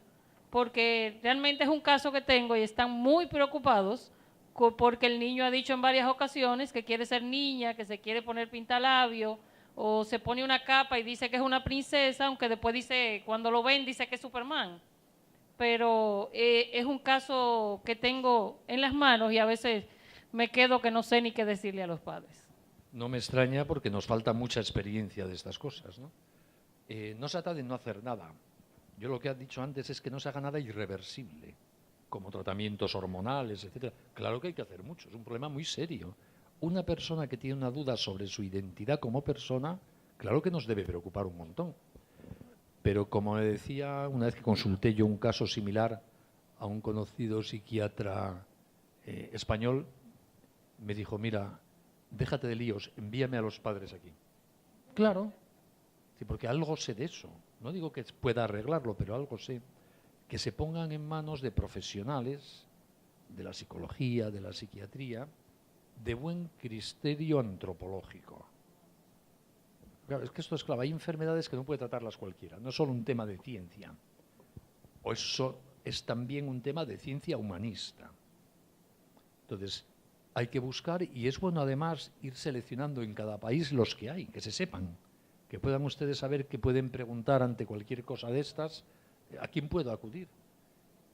Entonces, no sé aquí cómo estará el tema, pero por lo menos en mi país ya existen profesionales que tenemos un elenco de buen criterio cristiano, y además buenos profesionales de la psiquiatría y de la psicología que se han ido especializando en este tema y que te dicen que es muy complicado, que ellos no saben si lograrán curar, entre comillas, o no, pero que se puede intentar y en bastantes casos se consigue y en otros no, por lo que les decía antes. Y lo mismo digo si hay adicciones a la pornografía, tendencias homosexuales, todos estos temas se pueden tratar y en unos casos se arreglan y en otros no. Pero mi consejo es que se intente por lo menos y que se pida ayuda. Y en el caso de un menor, que no se haga nada irreversible. En España, por ejemplo, la legislación vigente, para un caso así, dice que ese niño es un niño trans.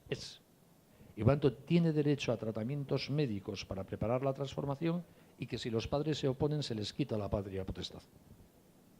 O sea, es un diagnóstico ideológico que sustituye al científico y estamos luchando contra eso.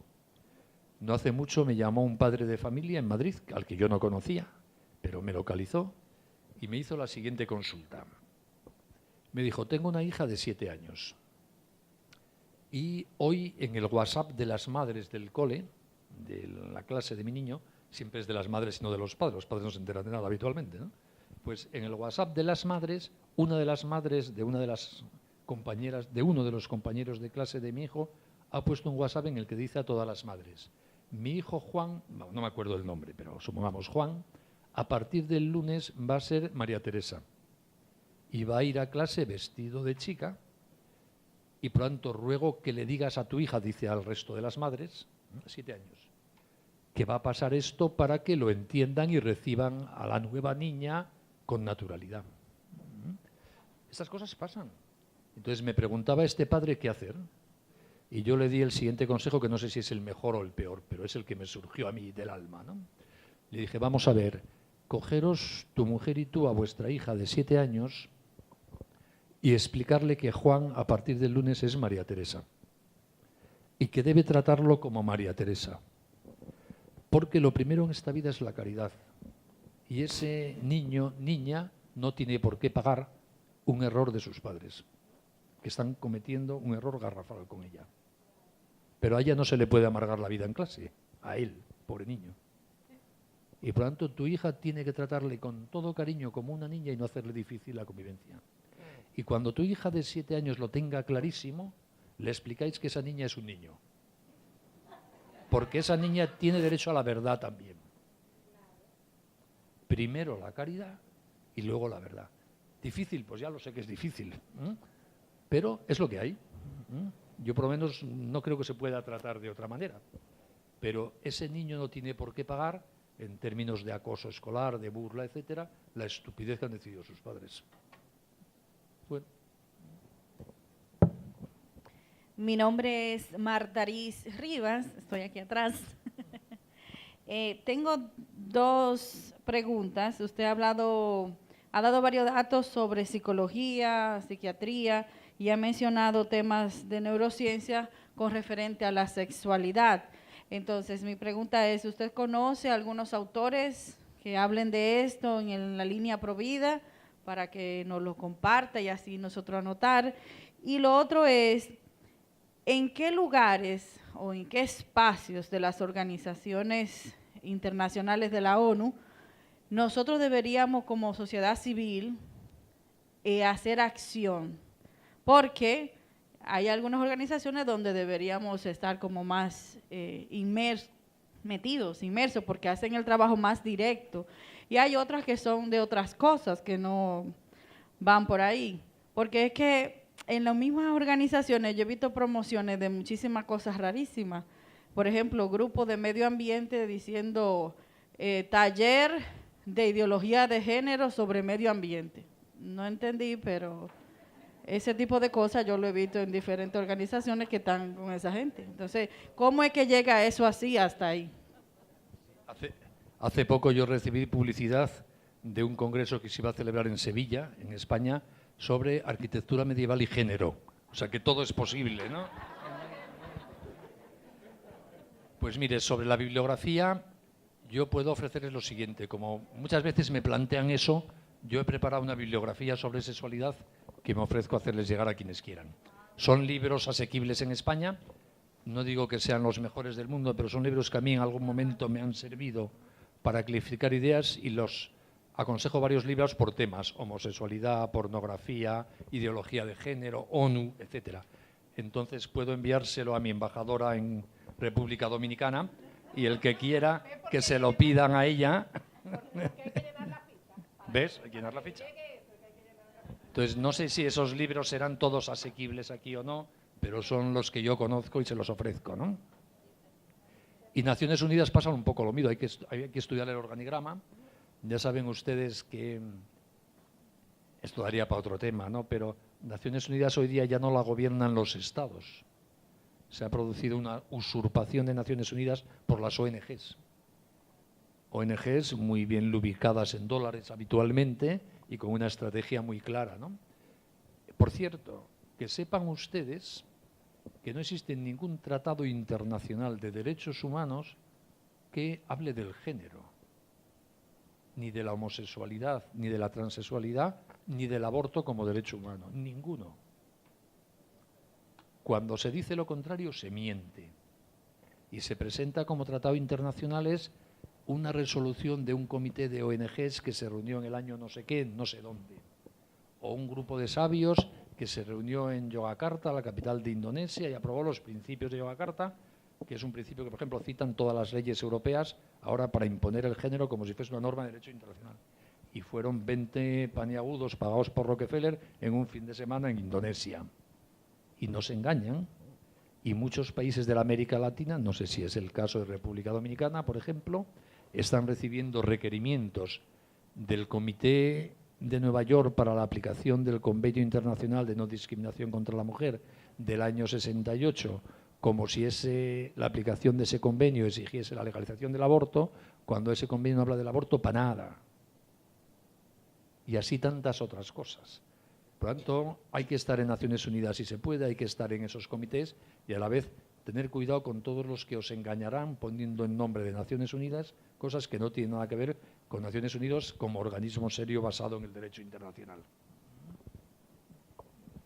Vamos a hacer la última pregunta de esta ronda. Se me quedan en lista don Tony, Darío, Franklin, José Armando, Miguel y Mari, ¿ok? Para que vean que está todo el mundo aquí anotado, los que levantaron la mano. Teresa, la última, y damos unas indicaciones de almuerzo. Teresa Tomás, programa Paso a Paso por la Vida de la Pastoral Juvenil de la Arquidiócesis. Pregunta: ¿cómo podemos responder a una pareja del mismo sexo que exige derechos de familia por el hecho de estar unidos y tener hijos, ya sea biológicos de alguno de los dos, por adopción, por subrogación o cualquier otro medio? ¿Cómo podríamos responderle? Pues como Dios le dé a entender. Ya. No, lo digo porque depende de la relación que hay con esas parejas. No es lo mismo un debate de televisión que si es tu hermano o un buen amigo o una buena amiga con la que tienes la capacidad de hablar. Dependerá, ¿no? Pero digamos, el argumento de fondo, que luego habrá que contarlo según la relación que haya, es que el concepto de familia no tiene nada que ver ni con el sexo ni con el afecto. No tiene nada que ver. La familia, si significa algo, es el sitio donde se produce vida. Y si no, no tiene ningún significado. Sería igual que la amistad, no se podría distinguir. Esto a la gente le cuesta entenderlo, ¿no? Y por lo tanto, que dos personas del mismo sexo se quieran y practiquen sexo satisfactorio no dice para nada que sean una familia, porque eso no tiene nada que ver con la familia. Si fuese un tema de querernos, incluso habría que regular por ley la amistad, cosa absurda. Sería totalitario, entre otras cosas, ¿no? Lo que se regula es la creación de la estructura antropológica que, según las características biológicas de la especie humana, permite tener niños. Y eso exige chico-chica, óvulo, espermatozoide. Las leyes se hacen para lo que suele suceder, no es matemática. Las leyes humanas son para lo más normal, lo que suele suceder. Y por tanto este argumento no lo desmonta el que haya parejas estériles o que parejas de personas del mismo sexo puedan tener niños por adopción, por subrogación o por adopción internacional. Porque en lo humano siempre hay de todo, pero las leyes se hacen para lo que es más normal cuantitativamente. Y cuestión distinta es, ¿por qué yo creo que es lo mejor que los niños tengan un papá y una mamá? Que no tiene que ver con lo de ser familia o no, es otra cosa. Pues porque me parece que con los niños no conviene hacer experimentos. Son demasiado importantes. Y dado que la especie humana, porque Dios lo ha querido, o porque la evolución de la hipótesis G ha llevado a ello, según lo que crea cada uno, determina que para tener un niño tenga que haber un papá y una mamá, respetemos eso y no hagamos experimentos. Ahora, si hay un niño tirado, un estercolero, muriéndose de hambre, que lo coja y lo cuide el primero que pase por allí, sea homosexual, heterosexual o lo que sea, por supuesto. O sea, que no se deben mezclar las cosas. Parece, hombre, es que si hay un niño y nadie cuida, pues que lo cuide quien pueda, obviamente. Pero una vez más, las reglas generales se hacen para lo general. Y por eso yo en mi país defiendo con ningún éxito que la adopción debiera reservarse para la adopción de 2 personas conjuntamente para el caso de una pareja constituida como tal, de hombre y mujer, y que eso no discrimina a nadie, es no jugar con los niños. Y eso no quita, repito, que si un homosexual encuentra a un niño en Nueva Delhi tirado en la cuneta de la basura, lo recoge y lo cuida, hasta ahí podríamos llegar. Y luego hay padres heterosexuales que son unos padres indecentes y hay que quitarles la patria potestad.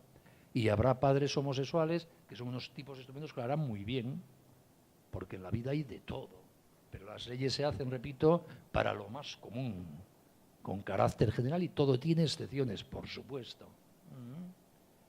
Y luego la maternidad subrogada en concreto, que es lo último que está avanzando en Europa por lo menos, los vientres de alquiler, es una forma nueva de esclavitud de la mujer. Volvemos a convertir, superando algo que creíamos ya superado desde hace mucho tiempo, a la mujer en objeto de comercio, en algo que se compra y se vende. Y al niño lo mismo, porque los contratos de maternidad subrogada o vientres de alquiler consisten jurídicamente en que yo alquilo el cuerpo de una mujer 9 meses y le compro el niño después. Lo podemos decir muy fino, pero es eso. Y creíamos que la civilización había superado eso de comercializar a los niños y a los cuerpos de las mujeres.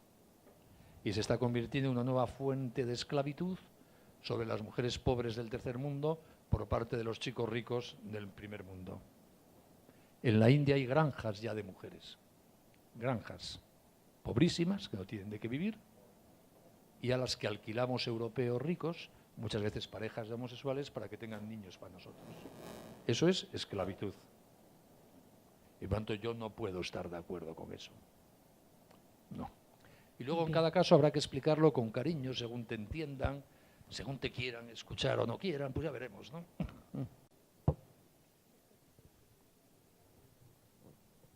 Bien, buenas tardes.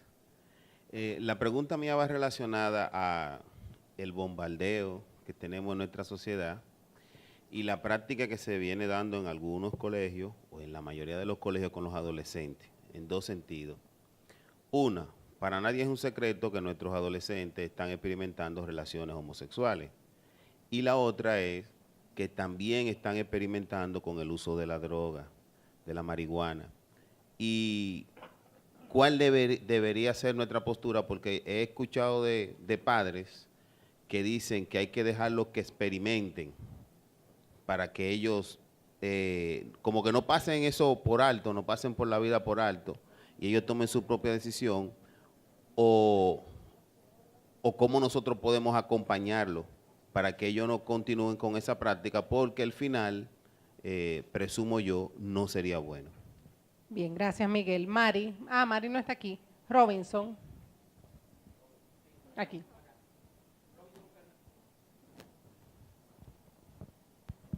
Robinson Fernández, ¿cómo está, don Benigno? Robinson Fernández, Grupo de Paz y Bien de Adultos, Colegio Cristo Rey, San Pedro de Macorís.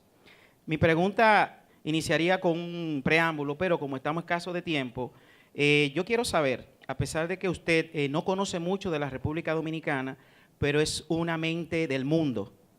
Entonces, mi opinión es en relación a la tanda extendida de educación. Tenemos una Ley General de Educación 6697.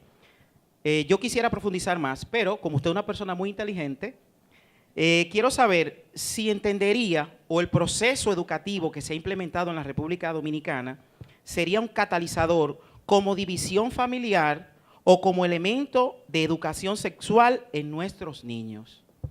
Bien, entonces voy a resumir rápidamente las preguntas. ¿Cómo abordar el caso de una mujer muy masculina, con rasgos muy masculinos, que se enamora de otra mujer? ¿Cómo acompañarla? La segunda, siendo la familia el principal ente educativo, ¿qué hemos hecho mal que ha permitido crecer la ideología de género? Ante el bombardeo de los adolescentes experimentando con drogas y homosexualidad, ¿qué hacemos? ¿Los dejamos decidir experimentar o los acompañamos cómo? Y sus comentarios sobre la tanda extendida de educación hasta las 4 de la tarde. ¿Como ente de división familiar o de obstáculos para la educación? Podemos responderla en el transcurso de la charla, si prefiere. Podemos responderlas ahora brevemente. Sí, bien. A ver si he logrado entenderlas bien, ¿no? Mujer que se enamora de otra mujer. Pues como les dije antes, estas cosas pasan. Y todo lo que nos pasa a los humanos suele ser una mezcla de lo que somos, de lo que hemos decidido, de la influencia ambiental, de nuestra libertad. Y probablemente nadie es capaz incluso de establecer de una fórmula fija qué porcentaje hay de cada una de estas zonas de influencia en lo que decidimos, ¿no? Entonces, se trata, en definitiva, de generar en las personas un deseo de una vida mejor. Si una mujer se enamora de otra mujer, se ha enamorado de otra mujer, y eso es un dato de hecho en su vida, como si un hombre se enamora de otro hombre. Lo que se trata es de ver si somos capaces, con paciencia y con tiempo, de generar en ellos, en ella, en él, la sensación de que no es la mejor opción vital, que no es poner en cuestión lo que siente, porque lo que siente es una verdad. Se trata de ver si eso que siente y le apetece es lo mejor que puede hacer con su vida. No hace mucho, en una conferencia en Madrid, una chica me dijo: tengo 2 amigas en la facultad que son lesbianas, ¿qué puedo hacer para que dejen de serlo? Y yo le dije: no conozco ninguna palabra deslesbianizadora, lo siento. No la hay. Quiere a tus amigas en la medida en que puedas y ellas quieran escuchar, diles lo que piensas, que hay mejores formas de organizar la vida afectiva, ten mucha paciencia, porque nadie cambia de la noche a la mañana. El proceso de educación de los humanos, sean nuestros hijos, nuestros amigos, es un proceso que exige tiempo y mucha paciencia.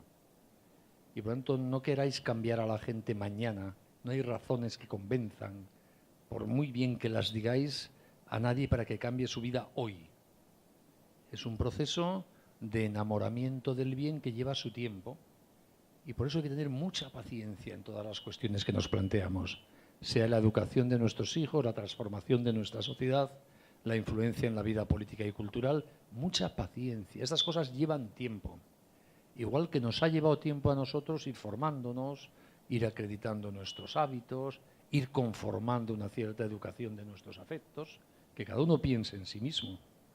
Seguro que en su vida le ha llevado tiempo ir adquiriendo lo que tenga por adquirido en estos momentos, ¿no? Pues en la vida social, cuando nos encontremos con lesbianas, con homosexuales, con transexuales, con divorciados, con lo que queráis, pasará lo mismo. Hay que ir sembrando. Y la siembra es eficaz si hay cariño y comprensión. Lo que no sirve para nada es la descalificación, el generar barreras, el tú eres mala y yo soy bueno, yo soy el natural y tú antinatural. Eso no sirve para nada. Y se trata de ayudar a la gente a ser buena. Por lo tanto, mucho cariño, mucha comprensión. No sirve para nada ofender, descalificar. Si tu hija se va a vivir con un divorciado 7 veces, cuando te llame por teléfono no puedes decirle dime adúltera, porque entonces dejará de llamarte por teléfono y con toda la razón del mundo. Habrá que decirle cuando puedas, cuando sea más sensible, oye, ¿no crees que esto habrá que arreglarlo alguna vez? Pues eso, echarle cariño, paciencia a las cosas. Los seres humanos no solo pensamos con la cabeza, no somos ni ordenadores ni ángeles. No nos resulta evidente la verdad. Pensamos con la cabeza y con el corazón y con las tripas y con la experiencia. y con nuestras frustraciones y nuestros miedos. Y administrar todo eso pues lleva su tiempo. Y lograr un equilibrio entre todo eso lleva más tiempo todavía. Por lo tanto, no tengo nada que contestar a esto de una mujer que se enamora de otra mujer, sino que la quieras mucho, que quieras su bien y que tengas una paciencia infinita para ver si ella consigue voluntariamente ir caminando hacia ese bien que tú le deseas. Segunda pregunta. ¿Qué dice aquí? Ante el bombardeo a los adolescentes experimentando con drogas y homosexualidad, ¿los dejamos decidir y experimentar No, o los acompañamos? esa es la tercera. Ah, perdón. Siendo la familia el principal ente educativo, ¿qué hemos hecho mal? No os preguntéis eso. No os sintáis responsables de lo que os pasa a vuestros hijos. Lo sois, pero no os sintáis responsables. Vuestros hijos son el fruto de su libertad. Libertad que trabaja con lo que vosotros le habéis aportado o dejado de aportar, con lo que la sociedad y el ambiente les aporta o deja de aportarles. Pero nunca os planteéis mirando a los hijos que sois unos fracasados, que es una tentación que tenemos muchos padres, ¿eh? No es verdad. Tú seguro que has querido a tus hijos lo mejor que has sabido y has hecho por ellos, dentro de todas tus imperfecciones, lo mejor que has podido. Y luego ellos con su libertad hacen lo que quieren. Por lo tanto, que nadie se sienta responsable en el sentido dramático, enfermizo del término de lo que pasa con sus hijos. Sintámonos responsables de lo que es el futuro de nuestros hijos. ¿Cómo puedo ayudarle a ser mejor? Lamerse las heridas de lo mal que lo he hecho hasta hoy no sirve para nada. Para generar impotencia y tristeza. Pronto olvídate. Si crees que lo he hecho muy mal, pide perdón a Dios y venga, volvamos a empezar. Y vamos a ver cómo le puedo ayudar a partir de hoy, que es lo importante. Lo mismo sucede con nuestras heridas. No sirve para nada pensar qué malo soy. Una vez y otra caigo en lo mismo. Olvídate. Piensa a ver si mañana puede ser un poquitín mejor, que es lo que importa. ¿Qué más da el pasado? Por lo tanto, no generéis una sensación de culpa con vosotros que ni os ayuda a vosotros ni a vuestros hijos, sino plantearos cómo puedo mejorar mañana. ¿Cuál es el principal factor educativo para ayudar a crecer a nuestros hijos? Es una interacción dialéctica entre palabra y ejemplo, entre discurso y testimonio. Nuestros hijos no aprenden solo porque les contemos cosas, aprenden sobre todo por lo que ven en nosotros. Y si lo que ven en nosotros lo ratificamos con nuestro discurso, arraigan ellos con más fuerza. Si lo que les contamos es disconforme con lo que ven, no arraigará nada en ellos. Por lo tanto, lo que se trata es de estar en condiciones de explicarles lo que es el bien y que lo vean en ti. Si ven en ti el bien y eres capaz de explicárselo con palabras, lo normal es que se adhieran a ello, sabiendo que pasarán épocas turbias, que es lo normal en la vida, épocas en que se despisten, momentos en que ejerciten mal su libertad y no pasa nada. En el sentido que hemos comentado esta mañana, mejor que no pase, pero tranquilos, hay tiempo para recuperarse, hay tiempo. Por lo tanto, vamos a intentar ser muy coherentes. Y si somos incoherentes, que a veces lo seremos porque somos imperfectos, digámoslo. Qué bueno es para un hijo que papá o mamá le digan, perdóname porque me equivoqué ayer. Para empezar, porque así verán que eres coherente. Y en segundo lugar, porque verán que papá y mamá, los que admiran, también se equivocan como él, con lo cual le quitará relevancia a sus propios errores. Por tanto, podéis educarlos hasta con vuestros errores, teniendo la humildad de decir, me equivoqué. Ayer cuando le grité a mamá o a papá, delante de ti lo hice mal, perdona hijo. Ya le pedí perdón a mamá y ahora te lo pido a ti. Soy un imbécil. Eso es, sirve para educar. Podemos educar con nuestros errores incluso. Esto es lo bonito de la vida y por eso siempre hay razones para la esperanza. Y por eso, por lo mismo, nunca hay razones para desesperar de nadie, ni de nosotros mismos ni de los demás. Por lo tanto, no os planteéis lo que hemos hecho mal hasta ahora, sino plantearos lo que podéis hacer bien mañana. Y pasado, y pasado, y pasado, y así hasta que muramos. Nosotros o nuestros hijos, que es cuando acaba el proceso de educación. Cuando mueres tú o cuando muere tu hijo. Antes no. Antes al pie del cañón. Adolescentes, bombardeo, experimentando drogas y homosexualidad. Dejarlos decidir experimentar o cómo acompañar. Vamos a ver, a los hijos hay que acompañarlos siempre. Pero un padre o una madre que no le dice la verdad a sus hijos es un traidor. Los hijos tienen derecho a que papá y mamá, porque les quieren, les digan la verdad.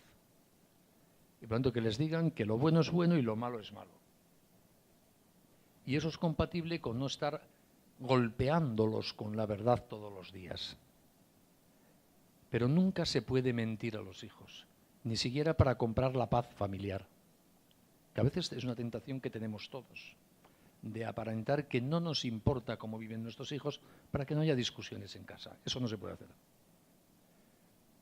No hay que estar todos los días diciéndoles lo que hacen mal, pero nunca le podemos decir que lo que hacen mal nos parece bien. Y de vez en cuando, en el momento oportuno, habrá que decirle, oye, eso creo que no está muy bien. No podemos ver cómo lo mejoramos. Y luego, por otra parte, es de imbéciles subidos el creer que en la especie humana cada individuo tiene que experimentarlo todo por sí mismo para saber elegir entre el bien y el mal. Gracias a Dios somos hijos de la historia y hemos aprendido desde la época de las cavernas de mucha gente. Y hacer pasar a nuestros hijos por la experiencia de todos los humanos desde la época de las cavernas para que elijan es de tontos. Es decir, yo no tengo que dejar que mi hijo ponga un dedo en el fuego para ver si eso es malo, porque ya aprendieron en el Pleistoceno mis ancestros que no hay que poner la mano en el fuego porque te quemas. Y desde entonces no hay que experimentarlo, ya lo sabemos. Y por lo mismo, si mi hijo coquetea con las drogas, tengo que decirle que se está quemando, que no hace falta que lo aprenda por sí mismo, que ya lo sabemos. Y habrá que ilustrarle, mostrarle casos, ejemplos, películas. Y lo mismo con la homosexualidad o con lo que sea. Es decir, hacer que nuestros hijos experimenten de todo como forma de aprender es renunciar a la historia de la humanidad. Y somos seres históricos, gracias a Dios. Nos beneficiamos, a eso llamamos civilización, de que antes de nosotros, a tortas, los humanos han ido aprendiendo muchas cosas por nosotros. Y por lo tanto a mis hijos no les dejo tomar veneno para que aprendan a distinguir el veneno de la buena cocina. Directamente les doy la buena cocina. Y si les tienta el veneno les advertiré, oye, que sabemos que eso mata, niño. Pues en los temas morales lo mismo. Por lo tanto, ese argumento de la experimentación de los menores, que no se engañe nunca a la hora de educarlos, ¿no? Tanda extendida hasta las 4 p.m. Yo no conozco las circunstancias ni laborales ni sociológicas de la República Dominicana, ¿no? Hay países en los cuales, por ejemplo en España, hay una tendencia ahora a reducir las horas de presencia de los niños en la escuela y eso está creando un problema a las familias brutal. Porque como papá y mamá trabajan fuera de casa, si los niños vuelven a casa en horarios laborales, lo que sucede es que el niño se queda solo con la televisión e internet. ¿Y por qué se reduce la jornada escolar más que la laboral? Por la presión de los sindicatos de profesores. Y se crea un problema a las familias. Por tanto, en cada país dependerá. ¿El ideal cuál es? Que según las circunstancias no sé si la pregunta iba por ahí o no, que según las circunstancias sociológicas de cada país, el horario escolar se acomode al horario familiar, para que los niños estén acompañados en la escuela y en casa. Sé que no siempre será posible lograrlo al 100%, y para eso habrá que exigir cierto sacrificio a la organización escolar y al profesorado, y cierto sacrificio, a lo mejor también en términos de horas de trabajo, a papá y a mamá. Pero los niños exigen acompañamiento de forma continua. ¿Iba por ahí la pregunta o no? Bien. Esto en todo caso me lleva a decir, al final se trata de educar a los niños y todos colaboramos en eso. Los padres somos los principales responsables de educar a nuestros hijos. Y como no llegamos a todo, necesitamos que nos ayuden. La escuela, los profesores, la iglesia. Entonces se trata de coordinarnos pensando todos en el bien del niño. No puede la familia pensar en sus intereses y organizados mis intereses lo que quede para el niño. Y la escuela pienso en mis intereses, los profesores o lo que sea, y lo que se pueda para el niño. No, vamos a ver conjuntamente todos de forma razonable cómo hacemos aquello para lo que estamos aquí, que es entre todos ayudarnos a educar a nuestros niños, ¿no? Muchas gracias.